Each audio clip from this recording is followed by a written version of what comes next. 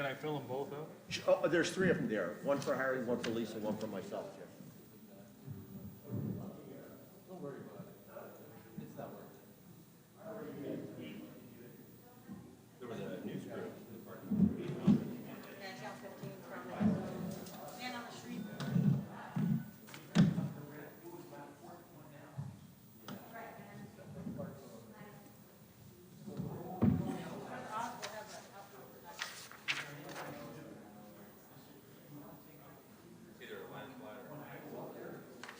Take that.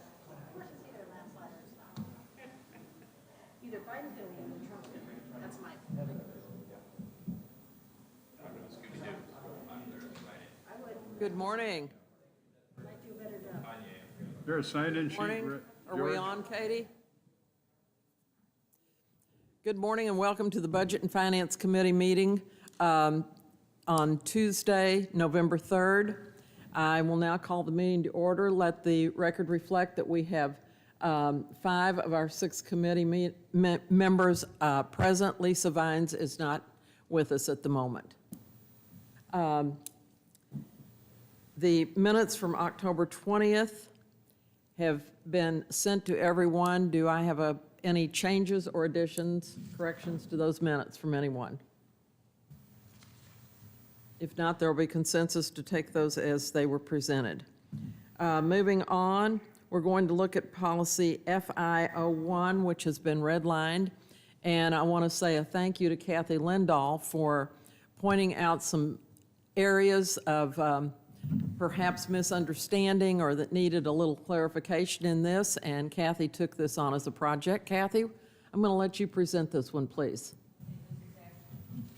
This was actually more clarification and for understanding than any major or significant changes. Actually, there aren't any.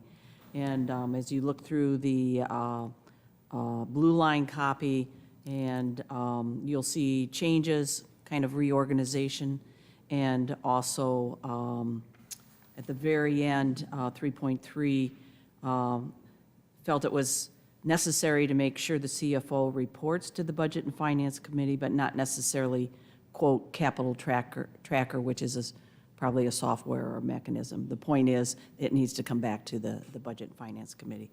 So if there aren't any questions, or if there are questions, I'll take the questions. If not, I want to thank Pete and his staff because they did the yeoman's work on this, and I appreciate that. Let's go around the room. John, do you have any questions on this one? No questions. Terry? No questions. Harry?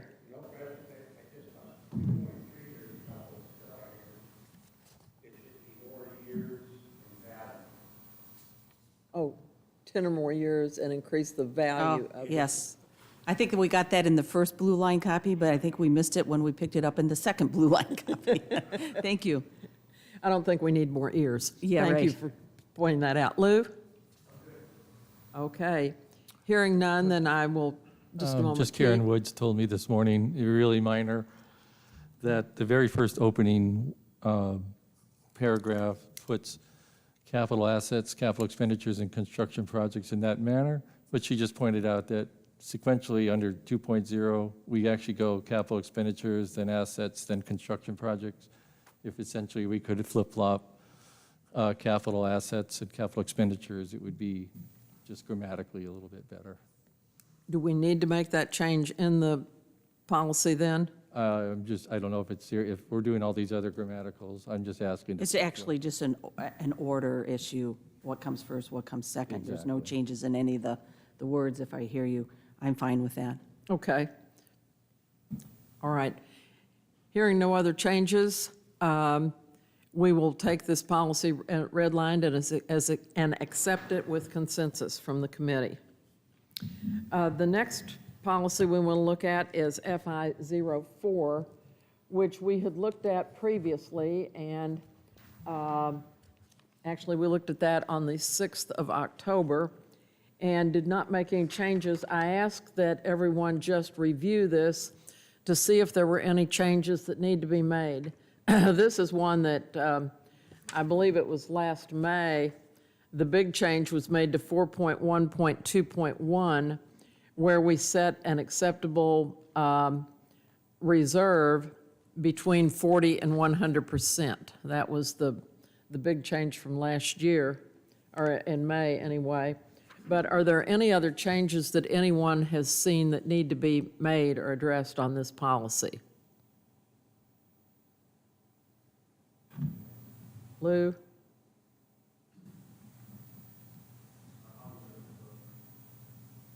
Okay. Okay, well, you know, we can change policies at any time. This is just reviewing them at the moment. Harry? Terry?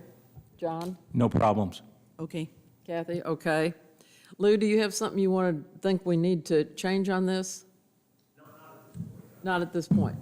Okay. Hearing none, we will show that policy statement FI04 was reviewed on this date and no changes were made.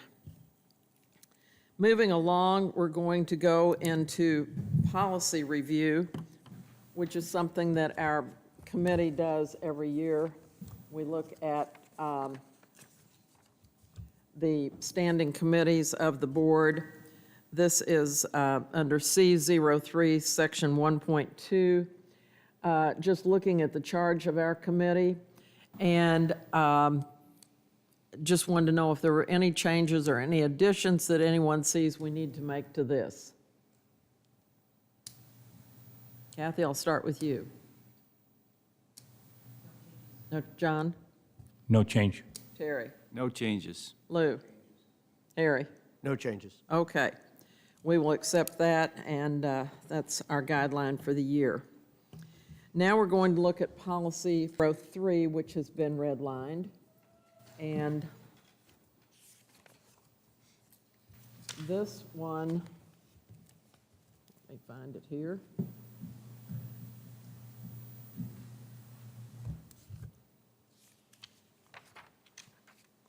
Well, I'm not finding my I could copy, take it. just a moment. Oh, thank you. This is a policy that concerns the property owner changes and refunds of member dues and fees. And under 3.1.2, we have in the policy that we will refund anything on an owner member's account less the current refund processing fee, but it must be at least $25 to qualify for a refund. The same occurs in 5.1.1, must be at least $25 to qualify for a refund. I'm going to let Pete Finelli address why we want to change this down to 1 point, or a penny. Thank you very much, Jan. First of all, there is a processing fee that is in the policy currently by governing board approval. It's $27. So accounting advises me on two parts of this. First of all, it's felt that the processing fee is ample to cover any other refund that we're proposing to eliminate, and in essence, instead of it going into the general ledger as an unrefunded amount, we want to just execute anything, even a dime or 20 cents. And the reason for that is these amounts don't disappear. They're actually recorded and retained by accounting for 3 years on a balance sheet and sub-ledgers. And then 3 years from now, we put it into this sheet to the state of Arizona. And it's just a lot of paperwork for just your essence. We used the example at our GM meeting on Monday that if it's 10 cents, I'd rather refund that and get it off our books than hold on to it and recording 10 cents, only to have to tell indirectly the owner member to go look for it in the sheet fund 3 years on the state of Arizona website to get their dime. I just think any refund due to somebody after we've already collected a $27 admin fee, let's just get them their money back. I think I can equate this to the fact that sometimes you'll see notices in the paper that you have money coming from someone. This is where you would see that, and if any of you ever thought you were going to get great riches, this may be where you'd see that you have 5 cents coming from the rec centers of Sun City West. Is that correct, Pete? Yep. And even though I'm sure some of our owner members will say, well, my gosh, you wasted postage, you wasted a check for, a very paltry amount, it still is covered by what we charge in the refund processing fee, and it does get it off the books. It just makes it cleaner. So this will take it down to where there will be any amount will be refunded. So, Harry, you have any questions on that? Lou? No questions, I agree with it. Terry? No questions. John? No questions. Kathy? I'm okay with it. Okay. The record will show that by consensus, we have made this change to policy FI03 on this date, and this will go to the board then for approval. Let's go ahead and look at FI17, which is one that we've had a great deal of discussion on in the past. And Lisa is not here today, but I definitely want to thank John Hobold and Lisa for taking on this policy and exploring this. I know that they had been on the Budget and Finance Committee last year when this was addressed, and I believe you worked with Deb Long. Is that not true, John? Correct. And would you like to explain the changes in FI17 that are being presented? The changes are not significant. They don't change the intent of the policy at all. It just clarifies the verbiage, and that's merely by saying entitled to a refund. It clarifies whether and strengthens the concept that all owner members have to pay the APF fee when they purchase a property in Sun City West. It takes some confusion away, that's all.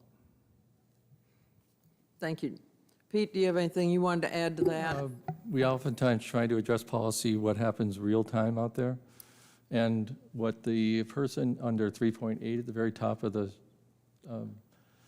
spreadsheet that you see up there, when it says shall not apply to any change, the person who was applicable for 3.8.2 thought that they were entitled then to a waiver.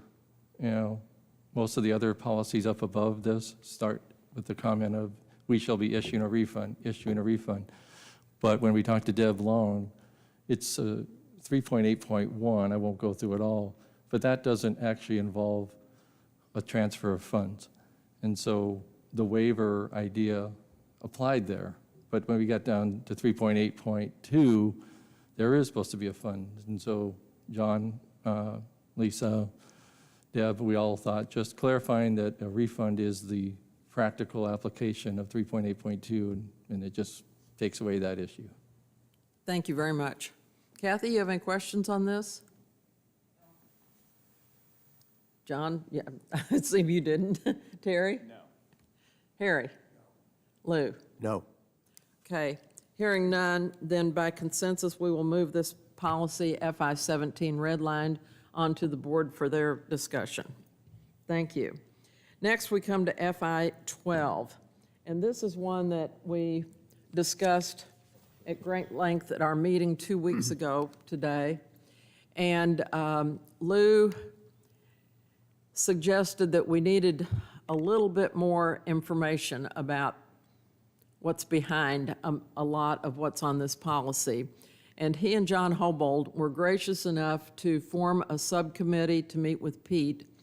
And as you're going to see in their presentation, not only with changes to FI012 that are being proposed, but also their presentation that they're going to make today, and it will be made again at the board workshop on Friday. These two committee members, along with Pete, have just done a yeoman's amount of work in the last 2 weeks, and I want to thank them very much for what they've done. So Lou and John, I'm going to turn it over to you.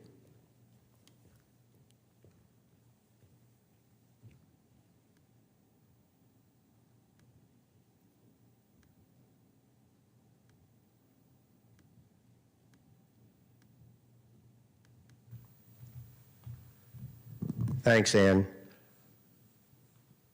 First of all, I want to thank John and Pete. Certainly, Pete is so knowledgeable, and for him to share his time and his knowledge with us to be able to create this presentation, we certainly appreciate it. So, the essence of the subcommittee was to determine if Sun City West's investment strategy is prudent. These were the considerations. We looked at the historical perspective. We looked at the industry standard, advice from legal counsel. We also looked at several policies, FI 4, 4.1.2.1, FI 12, 2.1.1, and 3.1.2.3. And then we looked at our, our forecast model. So the first part of this is the historical perspective, and John is going to present that.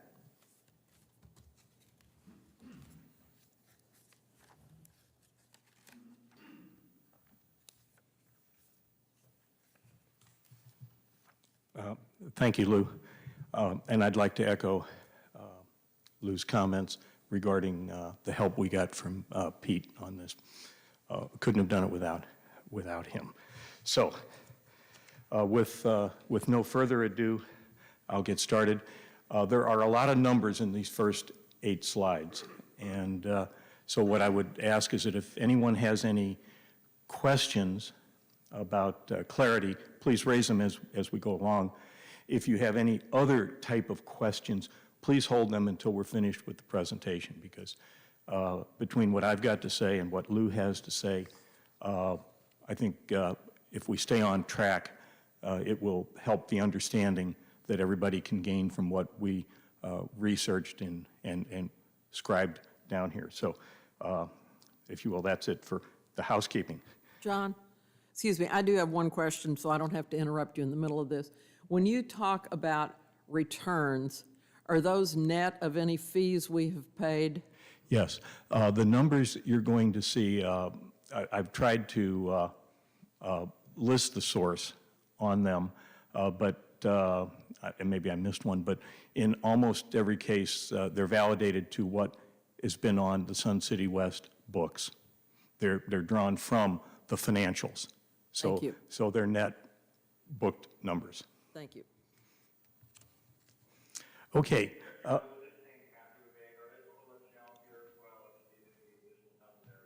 I'm sorry? Oh. Thank you, Andy, and I appreciate you chiming in. I forgot to extend a note of appreciation to you. You were most generous with your time and your knowledge and probably most of all your patience with us.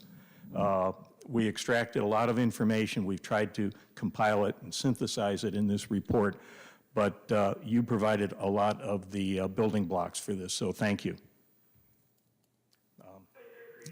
Okay. Okay, let's take a look at this first chart, and some of these will go fast, but I want to make sure that I don't lose anyone, especially somebody that maybe didn't spend several hours in the weeds with us and is familiar with these terms.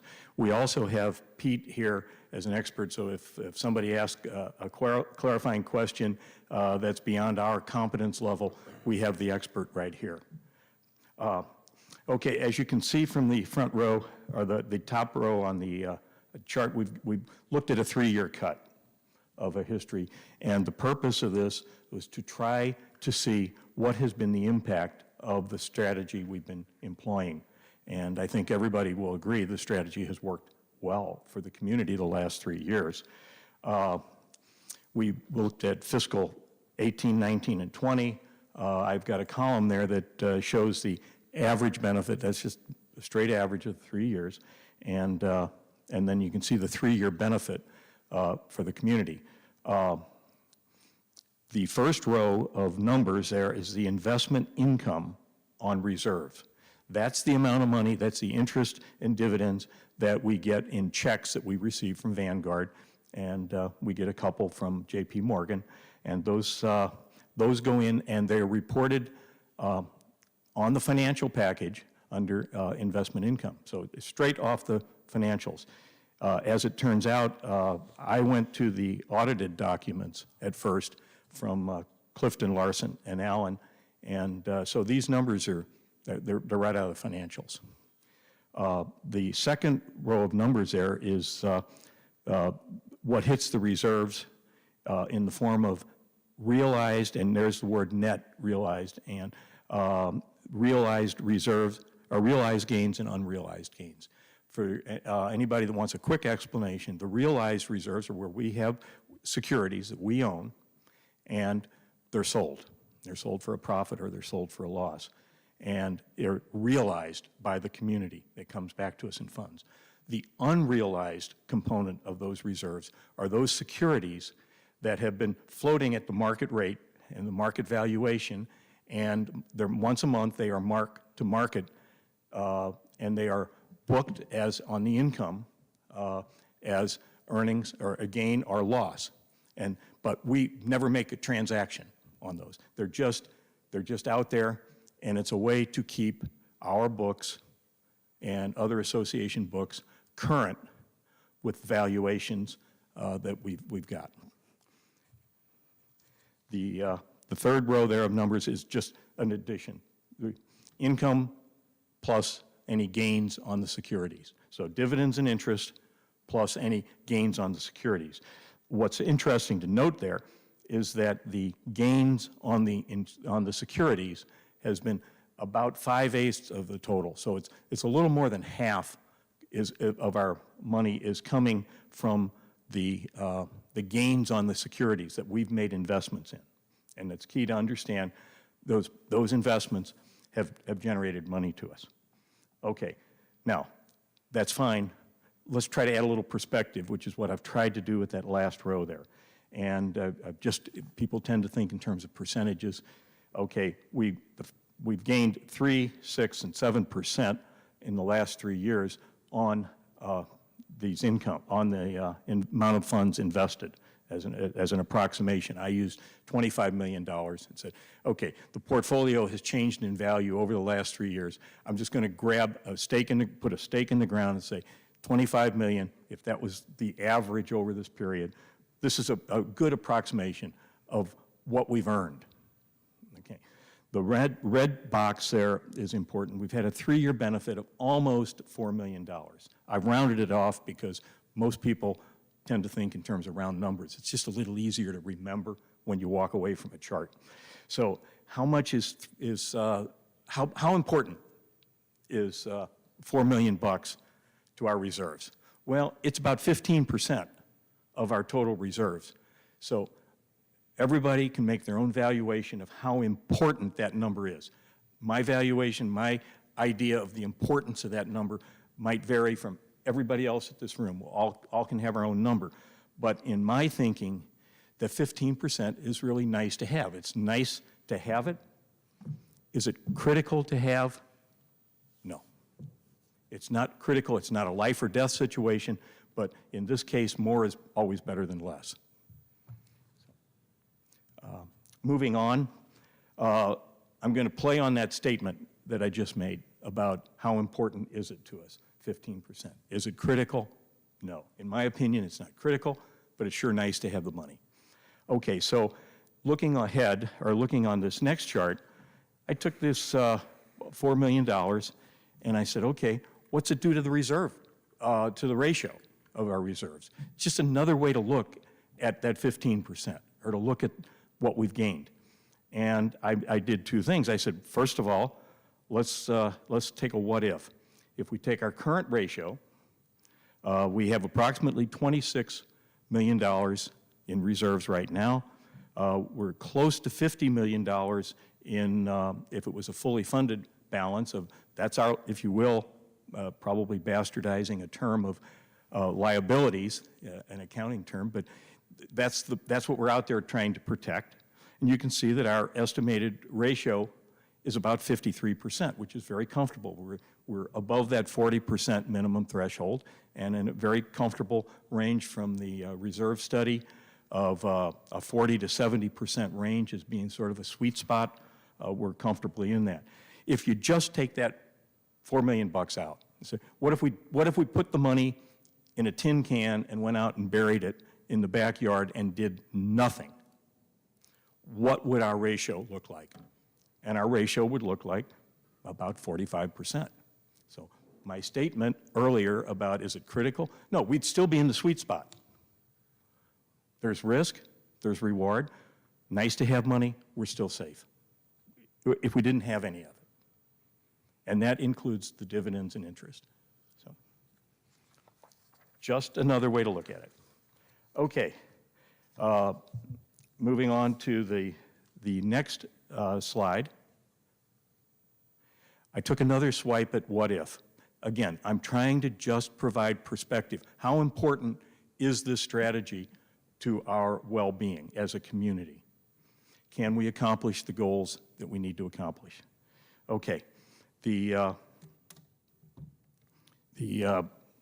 first row of numbers here, on this chart, I took these are hypotheticals. These did not come from our financial statement, but these hypotheticals, I just said, okay, well, in the previous slide, I said, we did nothing. We put it in a tin can and buried it in the yard.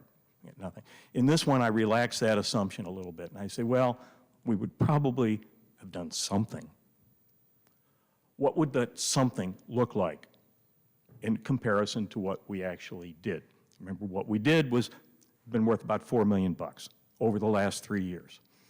Okay, if we took and this time I used a thumb rule, an average of the last couple of years. We got 26 million and some change today. I used 24 million to represent the fact that we know that 26 million includes 4 million. So I kind of took an average of how did we get from where we were to where we are. And I used 24 million. And I said, well, if we took this money and invested it in probably really, really safe things, and interest rates were higher in the last 3 years than they are currently. I said, what if we just earned 1% on that money? Well, what would we get? Well, we'd have made $240,000 a year with almost no risk. And in 3 years' time, I just multiplied by 3. Well, okay, $700,000. Again, not as nice as 4 million, but we'd get something. And then I said, well, okay, let's relax that assumption a little bit and say, what if we earned 2%? Call it dividends, and think of it as dividends and interest, and that was our income. But then we now have a few securities, and let's say we were in really, really safe things, and we earned 2% on the valuation of those assets. We obviously have more money than the first assumption, and we'd have almost $1 million a year under that scenario, and it would bring in 2.9 million. So we're starting to edge up to real money here. And then the last assumption that I made is, what if our annual returns over the last 3 years had been equal to what we earned on the bonds? And you can see that 5.8% number, and you'll see this number on the next page. You'll see a little more detail why I chose 5.8 million, or excuse me, 5.8% return on there. And again, we have Andy to thank for help this particular number. But that would have generated $1.4 million a year, or a little over 4 million. In actuality, we'd have been just as well off as we were with the strategy we had. And that's straight bonds. Am I pleading that we go to straight bonds in our portfolio? No, I am not saying that at all. All I'm saying is, under various different scenarios, we can get an idea of how our actions or our portfolio performed against some other alternatives. It's just a matter of giving people the perspective to understand the risk and reward of what's going on today. That's it. Okay. This next slide is compliments of Andy. And believe me, the information didn't come out as nicely and neatly as it is on this chart. And yet I'm sure this is pretty much what Andy was reading to us. But the subcommittee tore these things apart. This was actually a very chaotic part of our research. But I've broken down our returns over time, the last 3 months, 1-year performance, 3-year performance, and 5-year performance. And I broke it down between what the equities portion of the portfolio has delivered and what the bonds. And remember, the ratio on this has been 40% equities, 60% bonds. It's not 50-50. And you can see I blended, that last row there is not Andy's. Those are mine. If they're incorrect, the mistake is mine. But I just tried to give people a one number answer there to hang on to. And as you can see, on the 1-year return, we've done very well the last year. Over 9%, 6%, 6.7% over a 3-year period, and 5 years, the average has been a 7.2 return on our portfolio. Calling out the bonds, Katie, just for a second, the bond ratio, I'd like to call out that line. That surprised me. I suspect it surprised Lou. Pete, you're pretty wise in these things.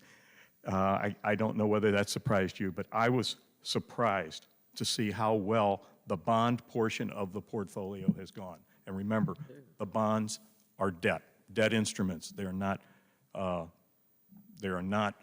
equity. They don't float up and down as much in theory you would think, but if you look at those returns, you say, we weren't earning that in interest, folks.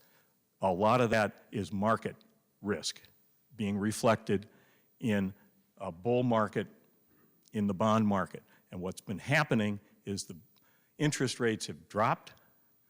Interest rate drops, bond prices go up. The valuation of the assets has risen quite nicely to our benefit. Is that likely to happen again?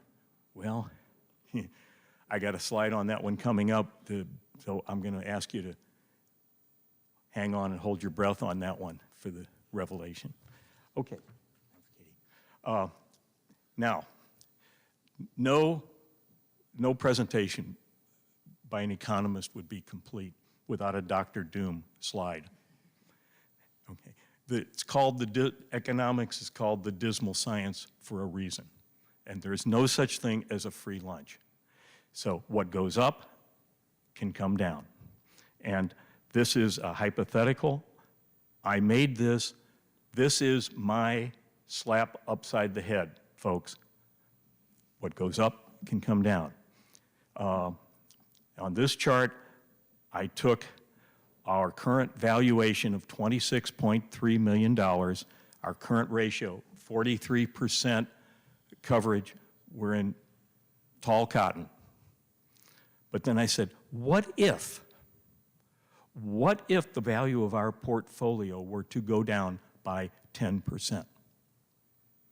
Well, we'd take $2.3 million out of our assets, and our ratio would drop to 48%. We'd still be comfortable. We'd be well above our policy threshold. Nothing would happen. But take a look at that next column, the minus 25%. Could our, and this is my question to you, could our portfolio, in your view, decline by 25% in any one year? Well, we might all get a different answer on that, but if it did, we'd be down to our minimum investment, 40% of our ratio. Is that possible?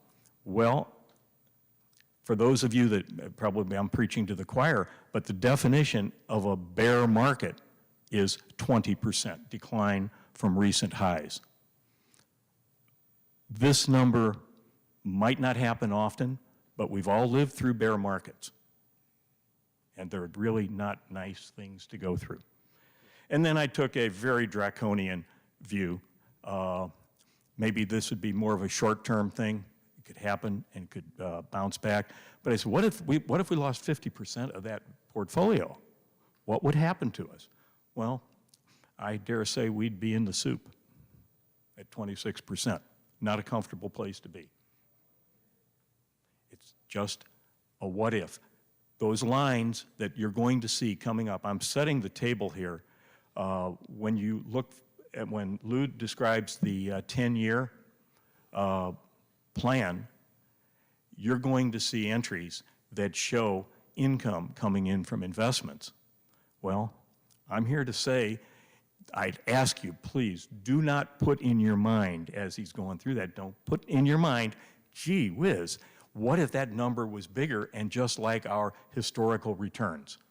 Past performance is no guarantee of future earnings. Okay, bond valuations have benefited from a continuation of a strong bull market. In fact, a 38-year bull market. It started back about 1982 when Paul Volcker was the head of the Fed. And what happened? The war on inflation began. Interest rates spiked up to enormously high rates to crush the back of inflation. And since that time, interest rates have been steadily falling. A lot of it in anticipation of future inflation. And as society has gotten comfortable with reduced inflation, interest rates have come down. That's at least one driver of that. So why do I make a big deal out of that? It's because interest rates are very, very, very low. They can't go much lower, which means asset valuations, the price of those securities can't rise very much. There's very little upside. So go back to those charts that I showed you earlier that showed all that bond earnings that came in and affected that $4 million. That's not going to happen. That's not going to happen in the next couple of years, folks. Okay. The Vanguard 5-year projection is 0.8%. I'm now calling upon some experts and their analysis to back up my statement that we're not going to see the high interest rates that we have. Since 2008, I have personally been saying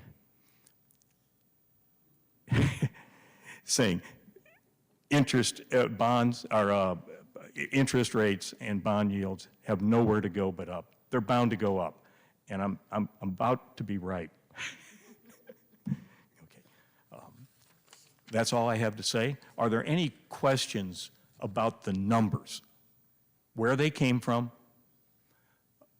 my valuation, my sensitivity around those numbers, my attempt to give you some perspective on those numbers and what might happen. Okay.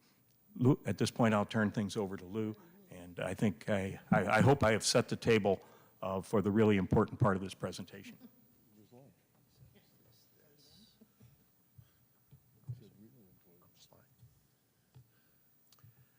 Okay, thanks, John. John spent an inordinate amount of time reviewing this information and developing those numbers. John, it was a lot of work. We thank you for that. So as we continue on at the different considerations, one was the industry, what is the industry investment standards for communities such as ours?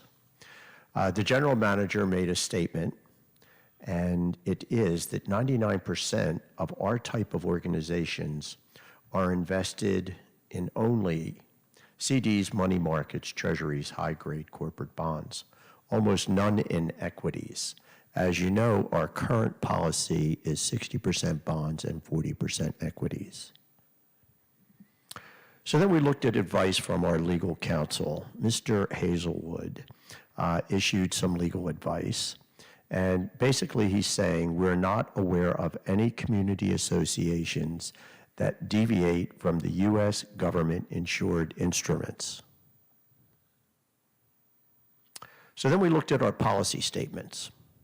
Our policy statement 4.1.2.1 says that our fully funded balance, as John alluded to in many of his presentations, by policy needs to be between 40 and 100%.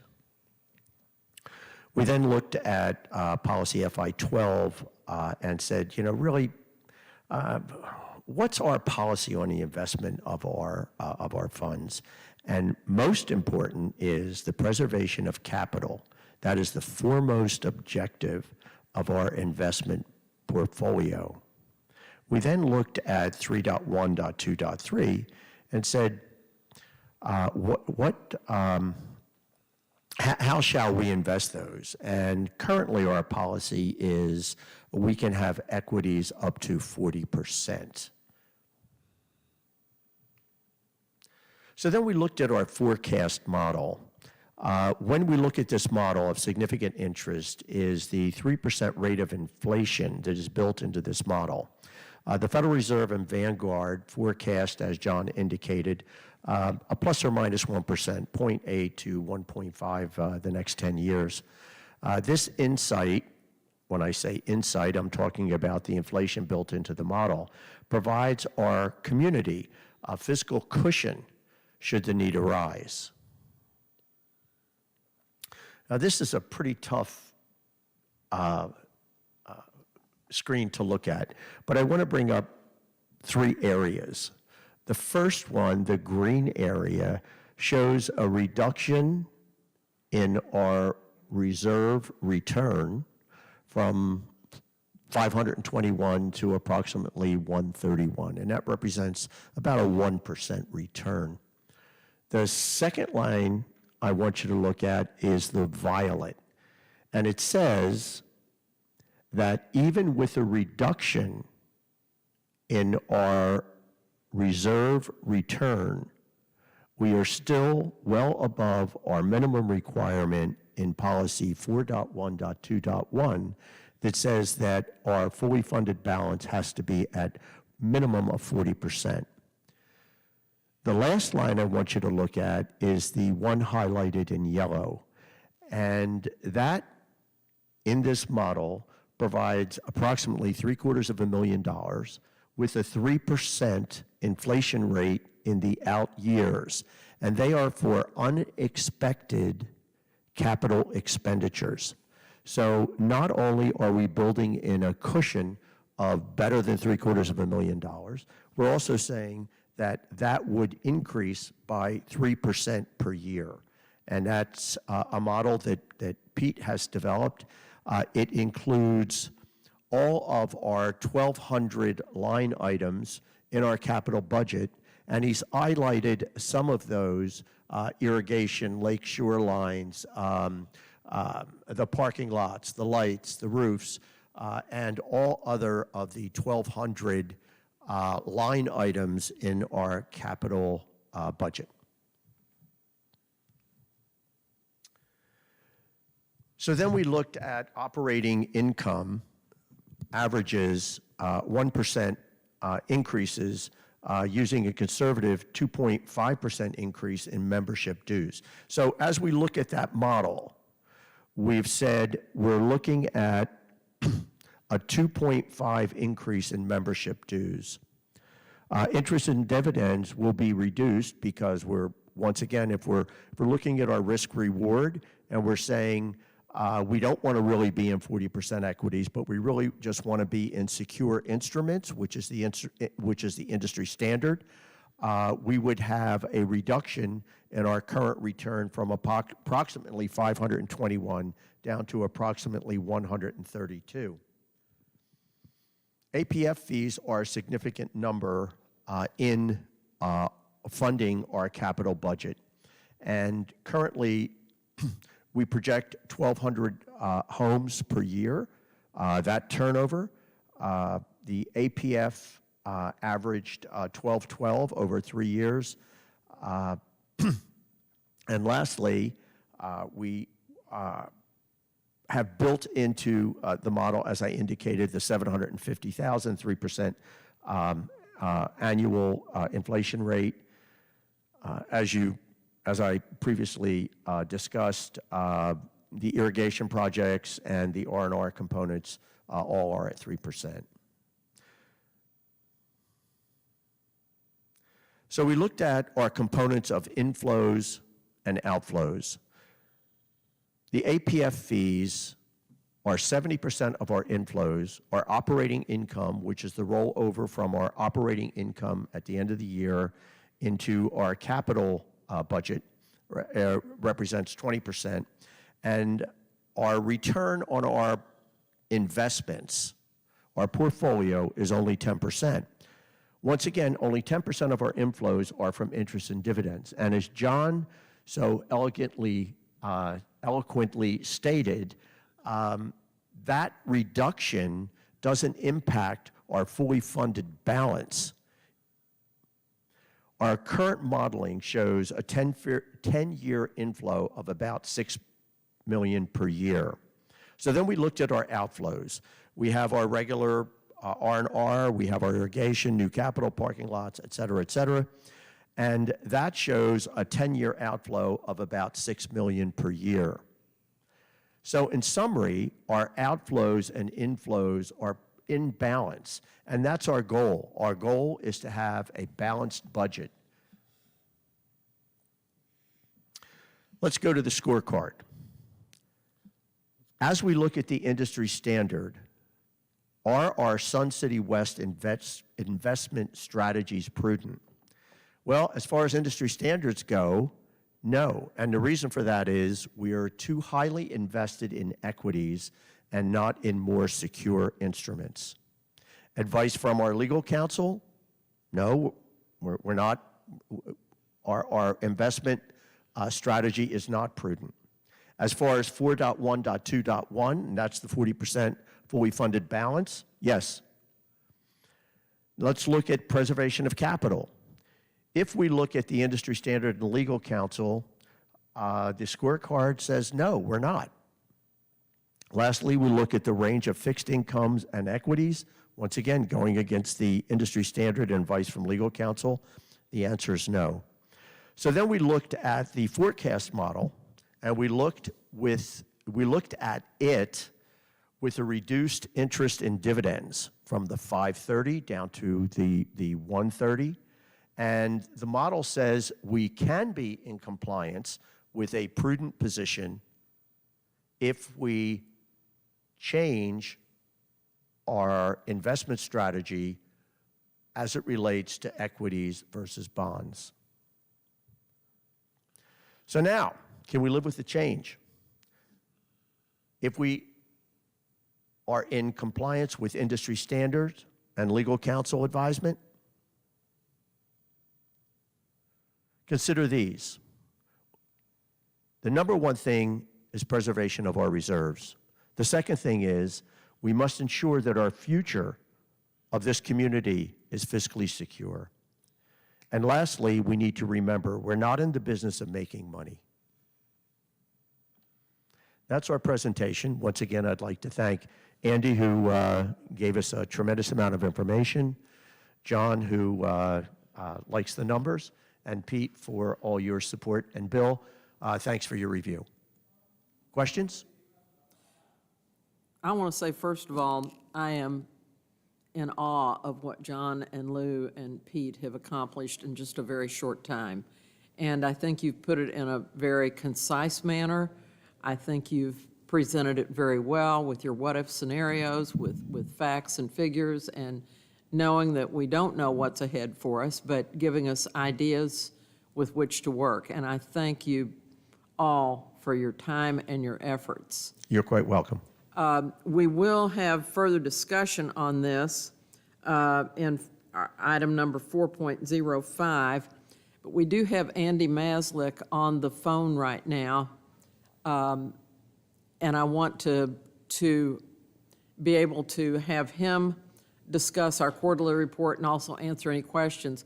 I don't want to let Lou get totally away, though. If anybody has any questions right now for Lou, I'd like to entertain those, but then, as I said, we're going to have further discussion on investment further in the meeting. Does anybody have a question? Harry? Terry? No, thank you. John, I bet you don't. Kathy? Jim Young, did I see you had a question? Lou, at the last one of the meetings, I mentioned that seeing as how it looks like the majority wants to go a lot lower and invest in securities, could we look at, and I'm asking if you guys looked at this because I brought it up and asked if you could, and that is to consider the invested return, in other words, roughly $4 million that we made, consider that as I don't know how to say it without saying it, but the money didn't directly come from the residents or our investment. It came. Correct. It came from extra money that was earned. It So is- earned money could be, if we used the numbers rather than a percentage, and going to saying, let's invest 4 million, and I'm just using rough numbers, I could care less, in equities, it would alleviate a lot of the questions that you had up there about us being legal and blah, blah, blah, blah, blah.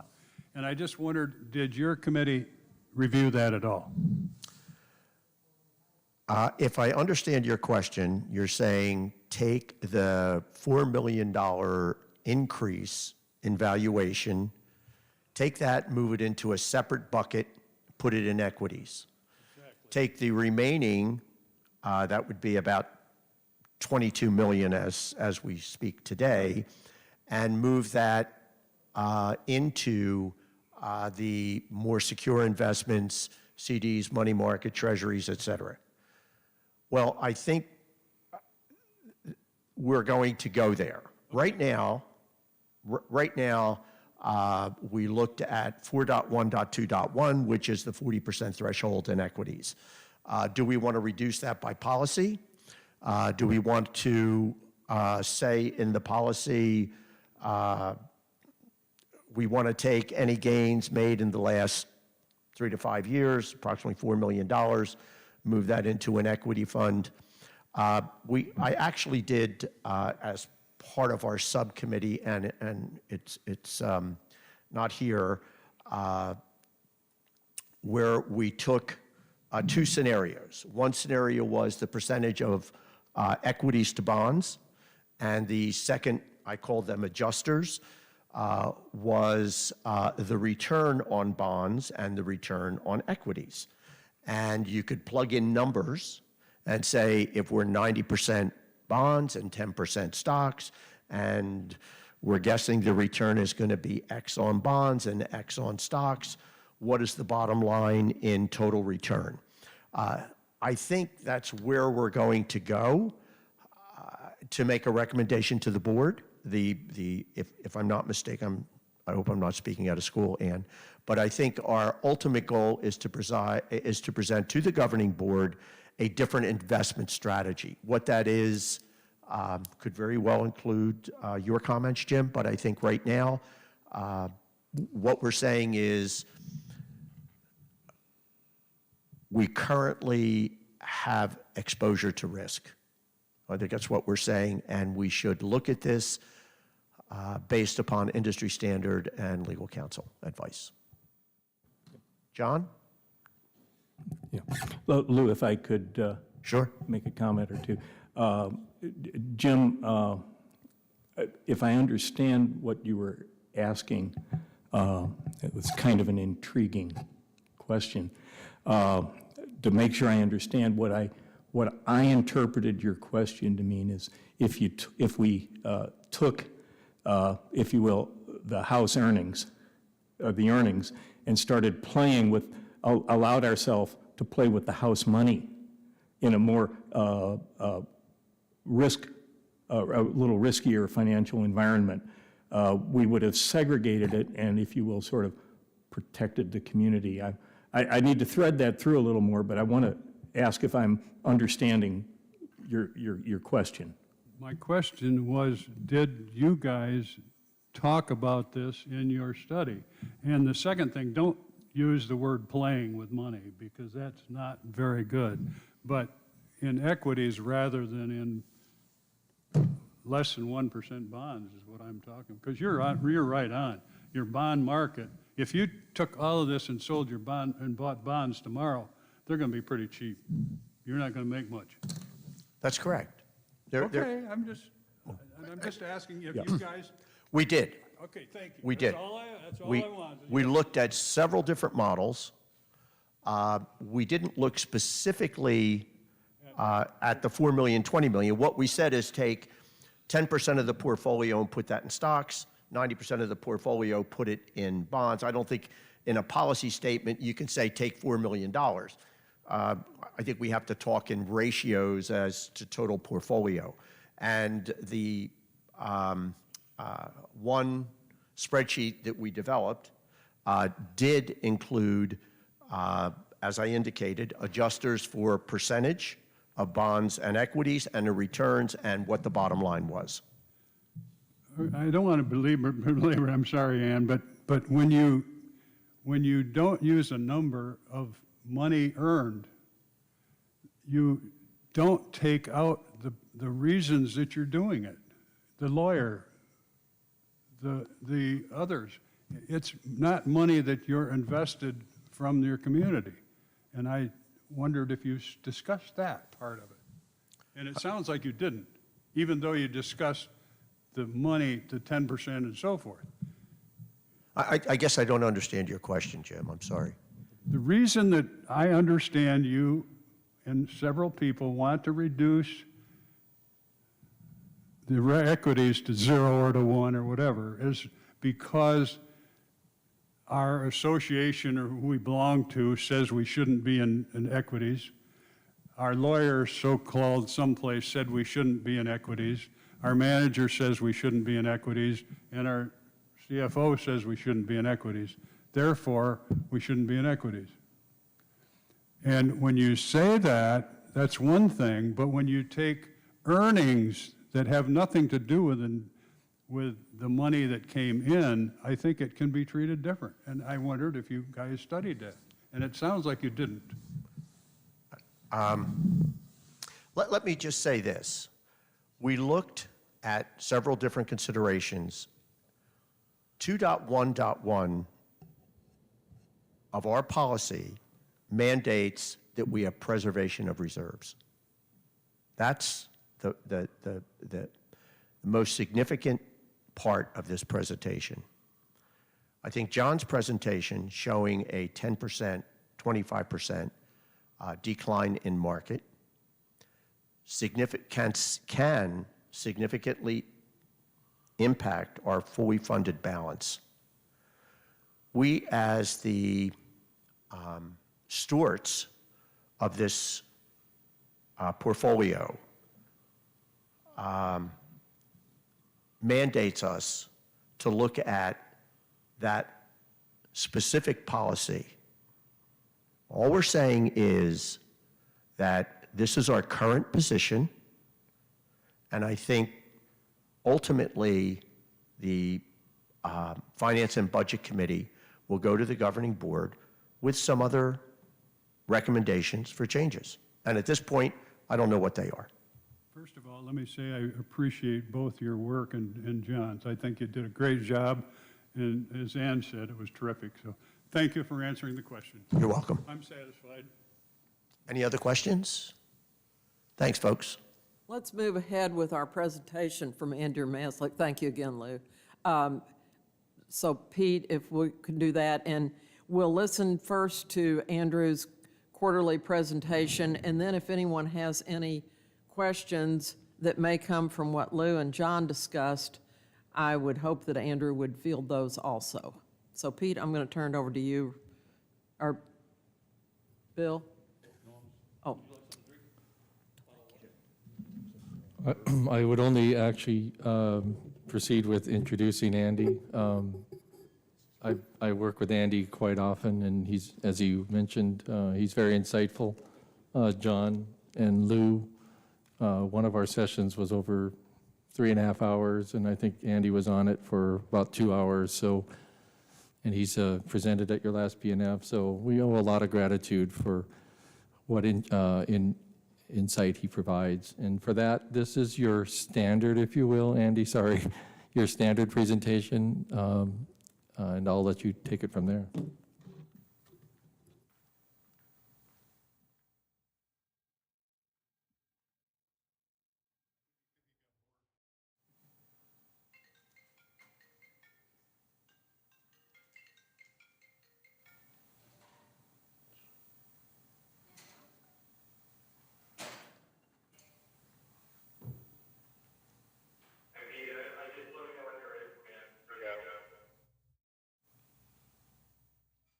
Thank you, Andy. We couldn't hear you for a while, but now we hear you. Thank you. You can proceed. You can all hear me okay? Can everyone hear me okay? Yes, we can. Thank you, Andy. Okay, wonderful. Hey, thank you as always. I really appreciate the comments. John and Lou, I kind of want to take you on the road with me. I think you've done as good a job as I could have ever envisioned myself doing reviewing the return data. So I'm not going to spend so much time on reiterating what John and Lou did such a nice job in as it relates to drivers of performance. Obviously, most recently, it was your bonds have been kind of your lead since inception. Really some equities kind of driving or steering the ship and providing most of the performance. And so what I've done here is include quite an array of information. One thing I'll mention, we're not going to have time to review everything, and that wasn't the intent. It was really to provide you with kind of a broad overview of some of our best thinking. What I'd like to do is kind of jump ahead, and so you'll notice the first section is your performance report, which John and Lou did a nice job reviewing, and I am happy to go back if there are particular questions on some of the elements that's kind of impacting performance. I think what may make the most sense, though, is to maybe dive into our outlook, and I'd like to really take a look at the risk component and then the return component. But I think the risk component is kind of what we're all talking about here, really, when it comes down to it. So if you'd be so kind to turn to slide 30. 30 is 47.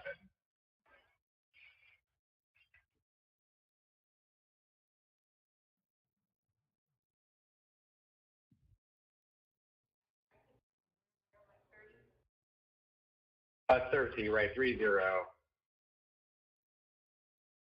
As you're turning, the other thing I'll just kind of keep you at your kind of a quick update. So in conversations with Pete, we did rebalance back to your policy allocation in October, which is not reflected here in the report. So there are a number of ways we can manage risk. And so, in my conversations with Pete and with John and Lou as well, is, we get anything about this kind of broadly and how we can, what can we do to maybe better align the portfolio with policy, and then also, what things kind of outside the box can we do that? And one way is we can reduce the range by which we rebalance, meaning right now we allow the portfolio to move 5% away from your policy, you need a direction. And this year we've had the need, prior to the October rebalance, to rebalance on 2 occasions because of market movement. We can truncate that. We can say, for example, we're going to simply only allow the portfolio to move 2.5%.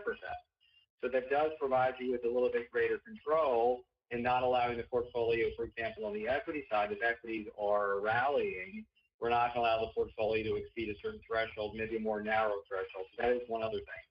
One other thing we can do, we can shorten duration of bonds. We can use Treasury inflation-protected securities on the bonds. So there are other things we can do that we didn't necessarily include here to try to keep this kind of a clear focus.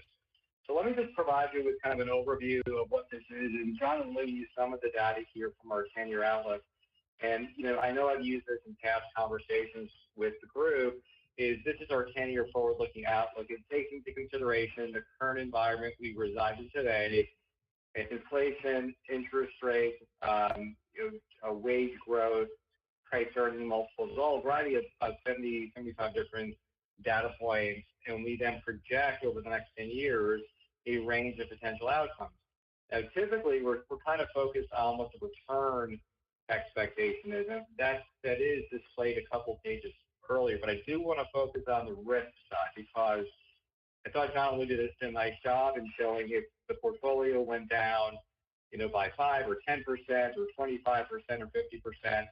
What this slide tells you is this. So from the left to right, we start with the most conservative on the left side.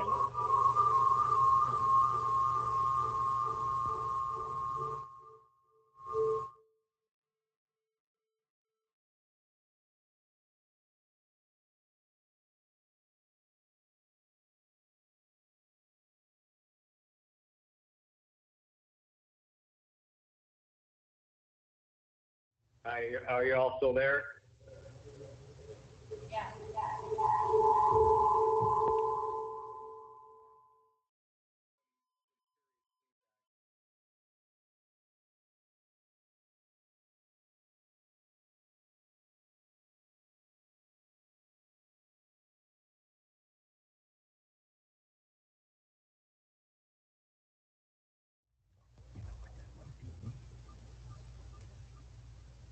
Okay, hopefully that's better. Can you all hear me still? Okay, good. So left side is 100% bonds, and what I've done is I've introduced other bonds. And in the back of the presentation, there's actually a breakdown of the bonds that I've selected. Okay, and so basically trying to keep kind of a similar approach as it relates to the makeup of the bond portfolio. We're using different funds because we are trying to keep that. There is a 20% threshold that we're allowed to expose any one fund to. That's written within the policy. So we go from 100% bonds to 10% stocks, 10% stocks, that should be 90%. That's a typo. 10%, 90, 20, 80, and 30, 70. And what you see here, if you go from left to right, is the likelihood of experiencing a loss in any particular given year. So for example, if we go to the very far right side in your current makeup of the portfolio, now bear in mind, this does not include the JP Morgan. So, you still have additional monies that are still very conservative that would actually, we'll say if we were to encapsulate this or use this in the analysis, it would actually reduce the likelihood in each of these scenarios. So for example, let's take a look at the third row, the 10% return or worse. At your current makeup of 40/60, there's about a 22.5% likelihood, 22.48% likelihood in any one out of the next 10 years that you will experience a loss of at least 10%. If you reduce your equity exposure by 10 percentage points from 40 to 30%, you see a dramatic drop off of that likelihood of loss from 22.48 to 9%. If you go down even further by another 10 percentage points from 30% stocks to 20% stocks, the 9% goes to 2.5% likelihood of a 10% loss. Directly below that, you'll notice 15 and 20% losses. You'll notice that at the current portfolio, the likelihood of a 15% loss or greater is just shy of 5%, 4.72. If you reduce the equity exposure by 10 percentage points, you go to just over 1%, 1.16, and then if you reduce it by 20 percentage points to 20% stocks and 80% bonds, you go to a 0.25%, 0.26%. So the whole takeaway here is the likelihood of experiencing those severe losses of 20, 25% or more. For example, there's less than a 1% likelihood that you would experience a loss in excess of 20% in the next 10 years is an outlier. It's really, it's something that would be extremely, very difficult to see or experience. But you are able to reduce that, even though it's a low likelihood. You can still reduce the likelihood of that happening by reducing your equity exposure. So the first thought is, if there still is a consideration of equities and bonds and being invested, but being mindful of the potential downside, if you take a look at the 30% stock, 70% portfolio, your likelihood of experiencing a loss of 20% or worse is 0.22%.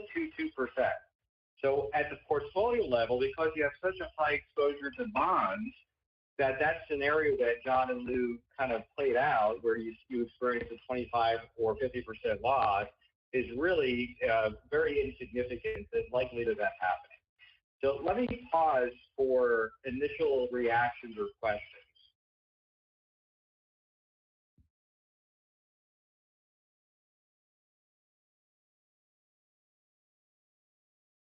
Questions for him at this point? Andy, this is Lou. Thanks again for all the time you spent with us and providing the clarity on the different scenarios. I have no questions. This is the whole takeaway here, is that it's kind of setting an expectation of our best thinking, forward-looking thinking, is what is the likelihood. We talked about preservation of principal, or capital. Obviously, it's how much risk do you expose the portfolio to? And then the second component really is, do you allow the portfolio, when you factor in inflows and outflows, that's, including any spending and anticipated projects, and inflation expectations, are you allowing the portfolio to grow at an inflation-adjusted basis? So the other risk you have, as I know we've discussed in prior conversations, is that if you simply invest in something super conservative, in particular in this interest rate environment, this very low interest rate environment, you do have a risk, an additional risk of not potentially keeping pace with inflation. So if you go back to slide 26.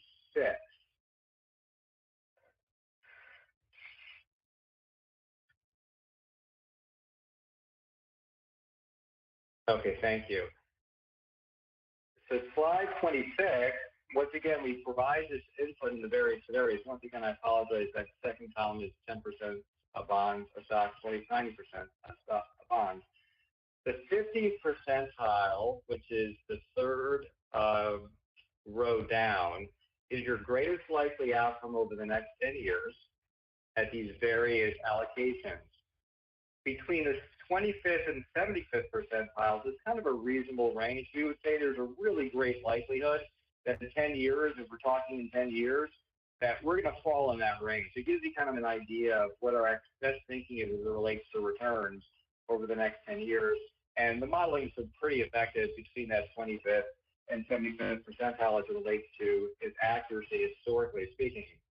So you'll notice if you go from, once again, we'll go from right to left. Your current portfolio, the greatest likely outcome of returns is 3.78%. Now keep in mind, once again, from the prior slide, remember if you go down by 10 percentage points in stocks, the impact you have to the risk or the downside or the likelihood of experiencing a 10 or a 15 or 20% loss. So let's kind of translate that into the impact of potential returns. So you'll notice that you do decline, obviously, as you reduce your equity exposure. As you go from right to left, from 40-60 stocks to bonds to 30-70 stocks to bonds, your 3.78 goes to 3.35. If you go to 20% stock, 80% bonds, the 3.35 goes to 2.78, and so forth and so on. So then it gives you an idea of what the return impact would be. If you turn to the next slide, we include inflation as a component to the outlook. And once again, this kind of harkens back to my other, the other counter argument, if you want to call it that as well. We need to be mindful of course, the long-term real valuation of the portfolio. In real terms, if you once again starting right to left, in real terms at a 40-60 makeup, 2.77% greatest likely outcome.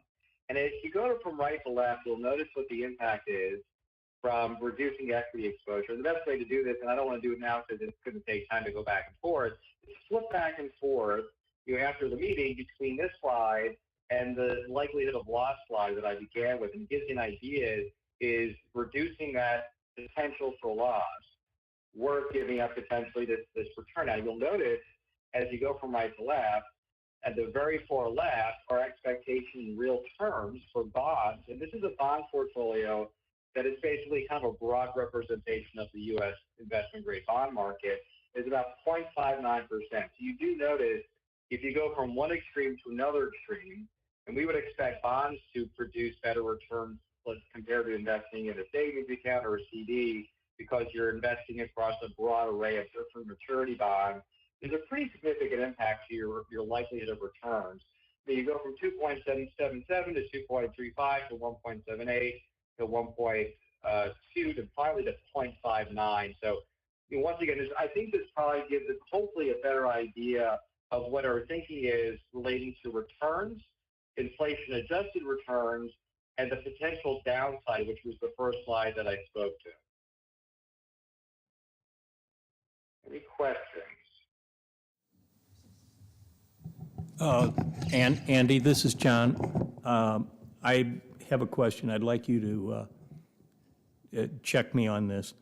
I went to, on this chart, I went to the 50th percentile, 2080, and the 1.78% probable return.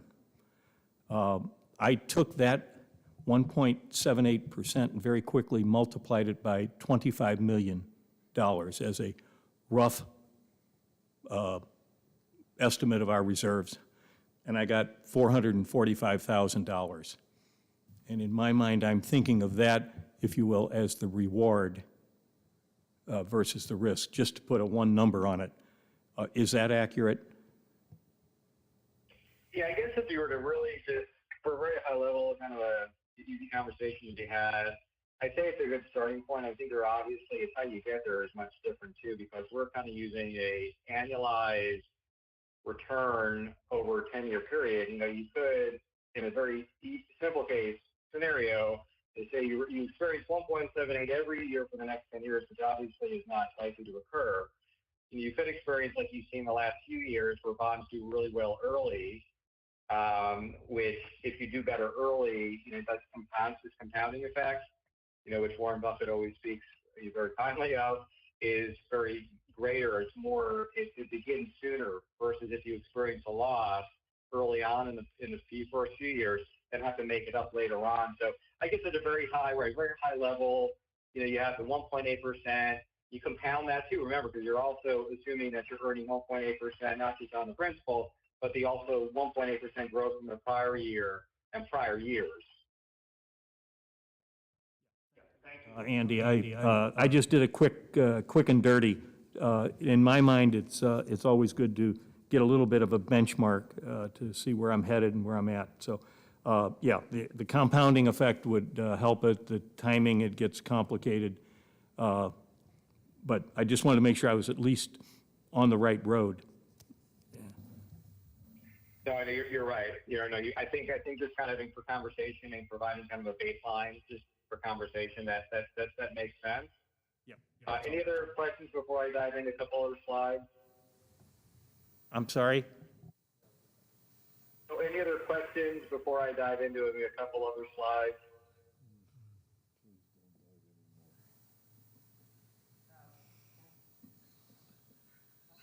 Do a lot for me. I want to make sure I'm mindful of my part of the agenda.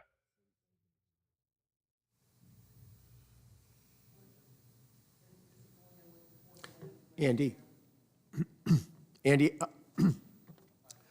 when you're looking at this is Lou speaking.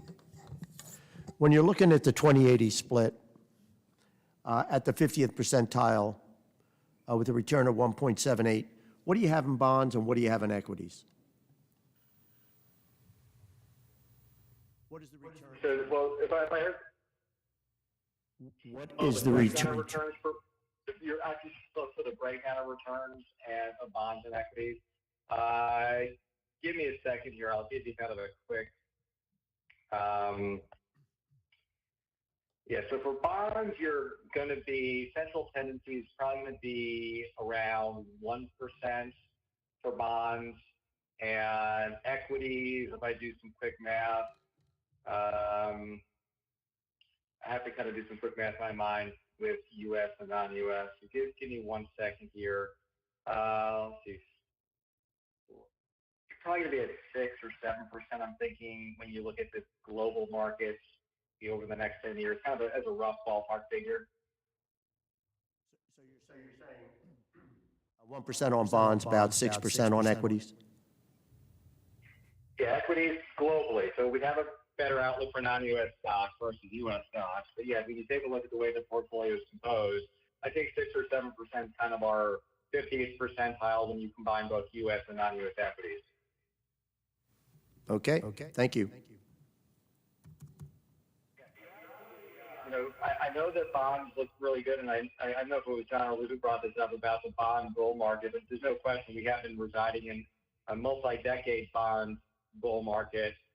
You know, bonds are a little bit easier to forecast over the next 10 years because it's yield to maturity. It's kind of a little bit easier to kind of predict. And bear in mind, it's not easy to predict the movement of the yield curve or interest rate environment. So that's a different story. That's even more difficult than trying to predict stocks.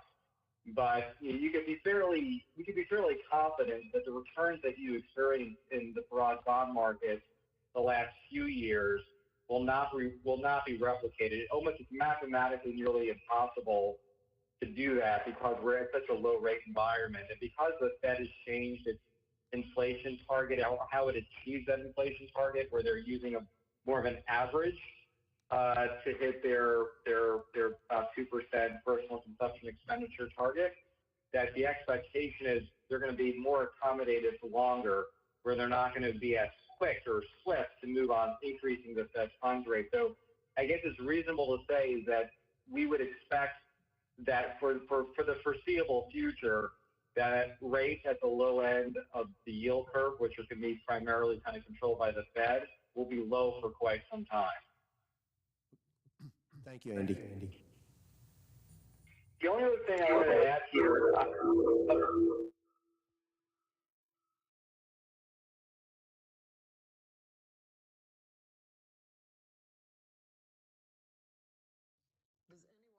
It's for Andy. Kathy? Jerry?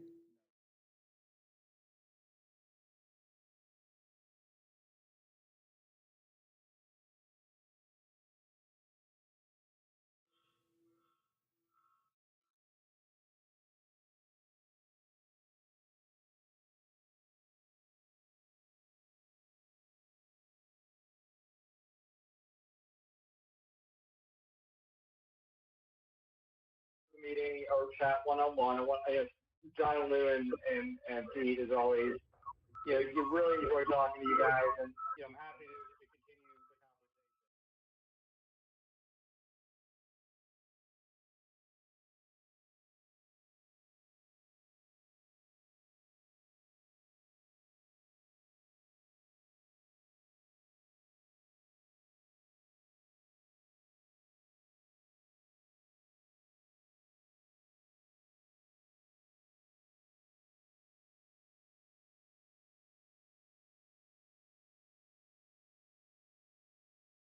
I don't know if you heard me. I just wanted to mention thanks, John and Lou and Pete, as always. I enjoyed spending time with you guys, and I'm happy to continue the conversation, and hopefully this provides greater comfort as it relates to the likelihood of loss. I know this is going to be the key conversation: is how much downside are you exposing the portfolio to? So I would really use that slide 30 as kind of a key element as it relates to the conversation.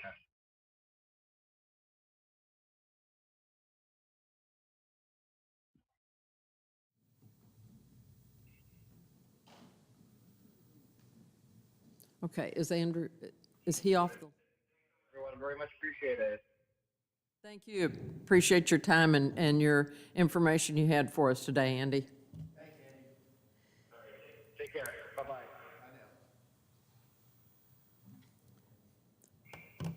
I apologize for my goof and having my computer on and the microphone, didn't realize that. We're going to move on to item 4.05, which is an investment discussion. And we've had a lot presented to us this morning, and I guess maybe the first question I want to put to you is one that Lou and John presented to us. And I'm just going to go around and get a feel from each one of you as to whether or not you think what we're doing is prudent.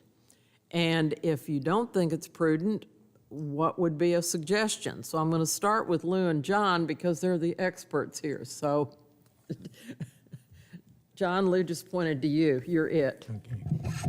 Perhaps the descriptor should be dilettante, not expert, but thank you for the compliment. Is our policy prudent? Should we change? That is a very, very complicated question. I'll try to answer it briefly. I feel like we have very little risk. I think Vanguard's numbers point that out. In the long run, we have very little risk. Maintaining some portion of the portfolio in equities, there is a market risk there that is pretty small. But I think the other side of the coin deserves, in my opinion, more weight. And that is,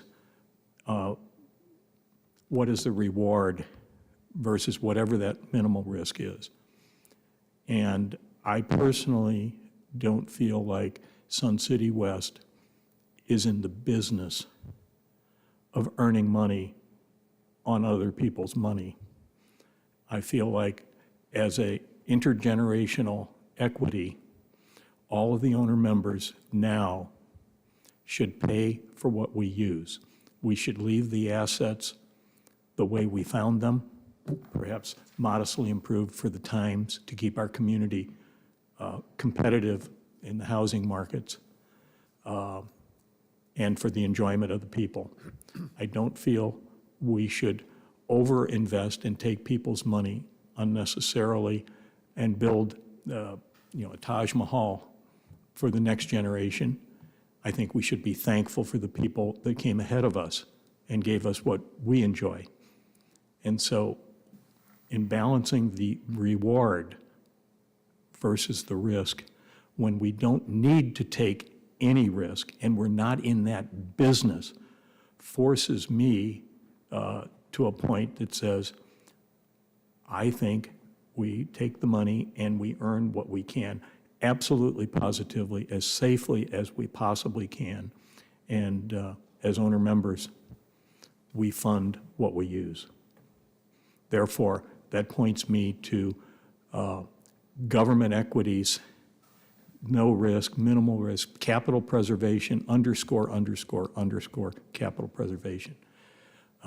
Pending any discussion that from others that is new information to get me to change, I do have an open mind about it going forward, but that's where I stand at this moment.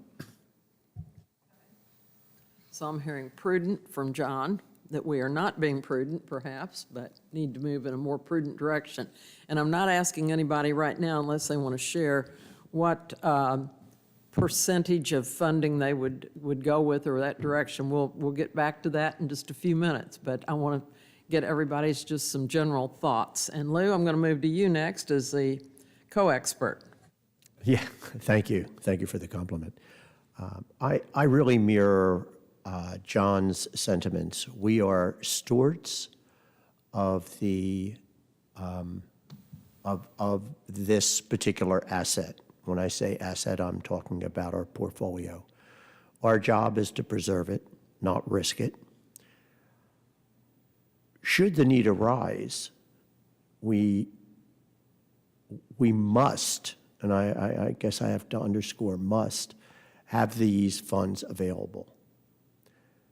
Therefore, once again, mirroring John's position, as well as the industry standard, as well as legal advice, I think we need to have a more prudent investment strategy. Is that 100% bonds? I think that's the question that we all have to struggle with. Do we take some small percentage and with a greater risk element? I think that needs to be discussed. But at this point, 2.1.1, preservation of our fund, is our number one and really only objective. Thank you. Thank you, Lou. Harry, I'm going to go next to you. I concur with John and Lou. I think the fiduciary responsibility is different than what any of us would do individually. And I think preserving that capital has to be absolutely utmost. Otherwise, everybody is not doing their fiduciary responsibilities. Thank you very much. Kathy, I'm going to call on you next. Okay, I agree with everybody so far in terms of, I think the hardest thing to do is not to look at this as if it was your own portfolio. And I think that's where you struggle. Our own personal portfolios, although we think it's for the long term, it's really a short term. Look, we are charged with this fiduciary responsibility, which is enormous. And we are really charged with looking at future generations. And along with the policy that requires the preservation of capital, the capital preservation is critical. So as we all do, struggle to take off our own personal view from a personal portfolio view, I think the right way to go and the way we must go is to look at a more steady growth and reduce the risk as much as we can, and keep our eye on who we're looking out for, and that's for future generations. Thank you very much, Kathy. Terry? I agree with John and Lou. I believe preservation of capital is foremost. I don't know if that's 100% bonds. It may include some equities. Again, the market's going to do what the market's going to do. It's going to jump around. But that's where I'm at. And if I could have one more minute of time. Lou, over here. As we look at this, we need to really look at the model that Pete and I presume with Bill's input have developed. If you look at the line that was highlighted in yellow, it shows a decline from 500 to 100, using round numbers. Most importantly, if you looked at the line that was in purple violet and look at that in regard to policy 4.1.2.1, which is the 40% fully funded balance, even with that significant reduction in return, we are still well above that 40% minimum that the policy states.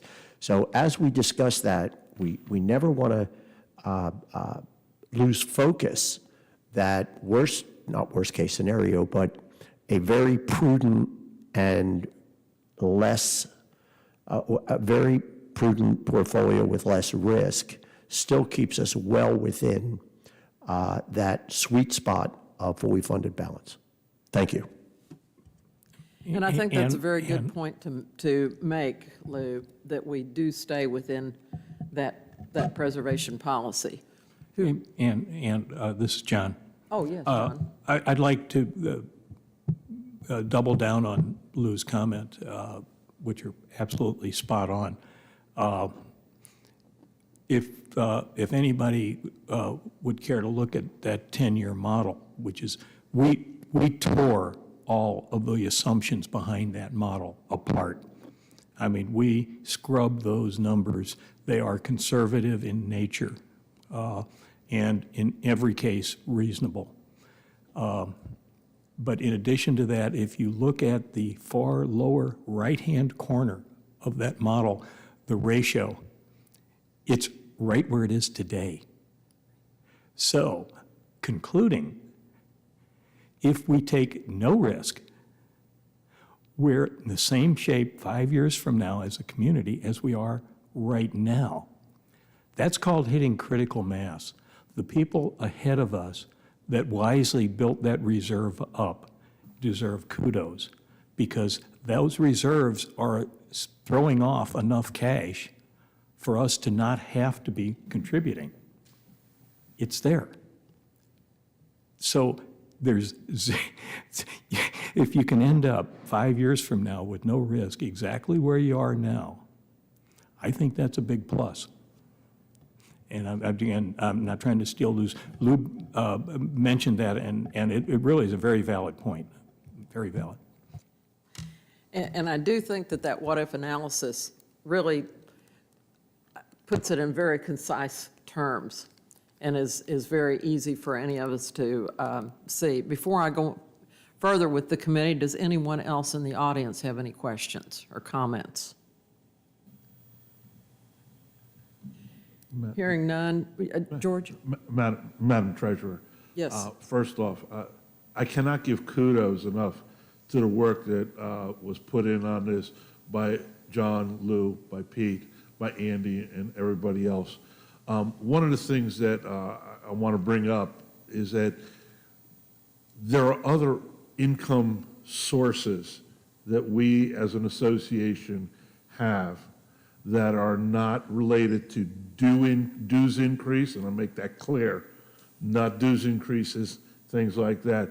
There are alternate income sources to more than make up for our conservative look at what our portfolio earnings would be.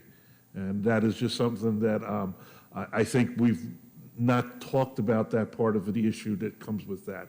So just for the committee and for anybody else who's listening, there are other alternate income sources that are available to us, not dues increases. Thank you. Thank you, President George. I appreciate that.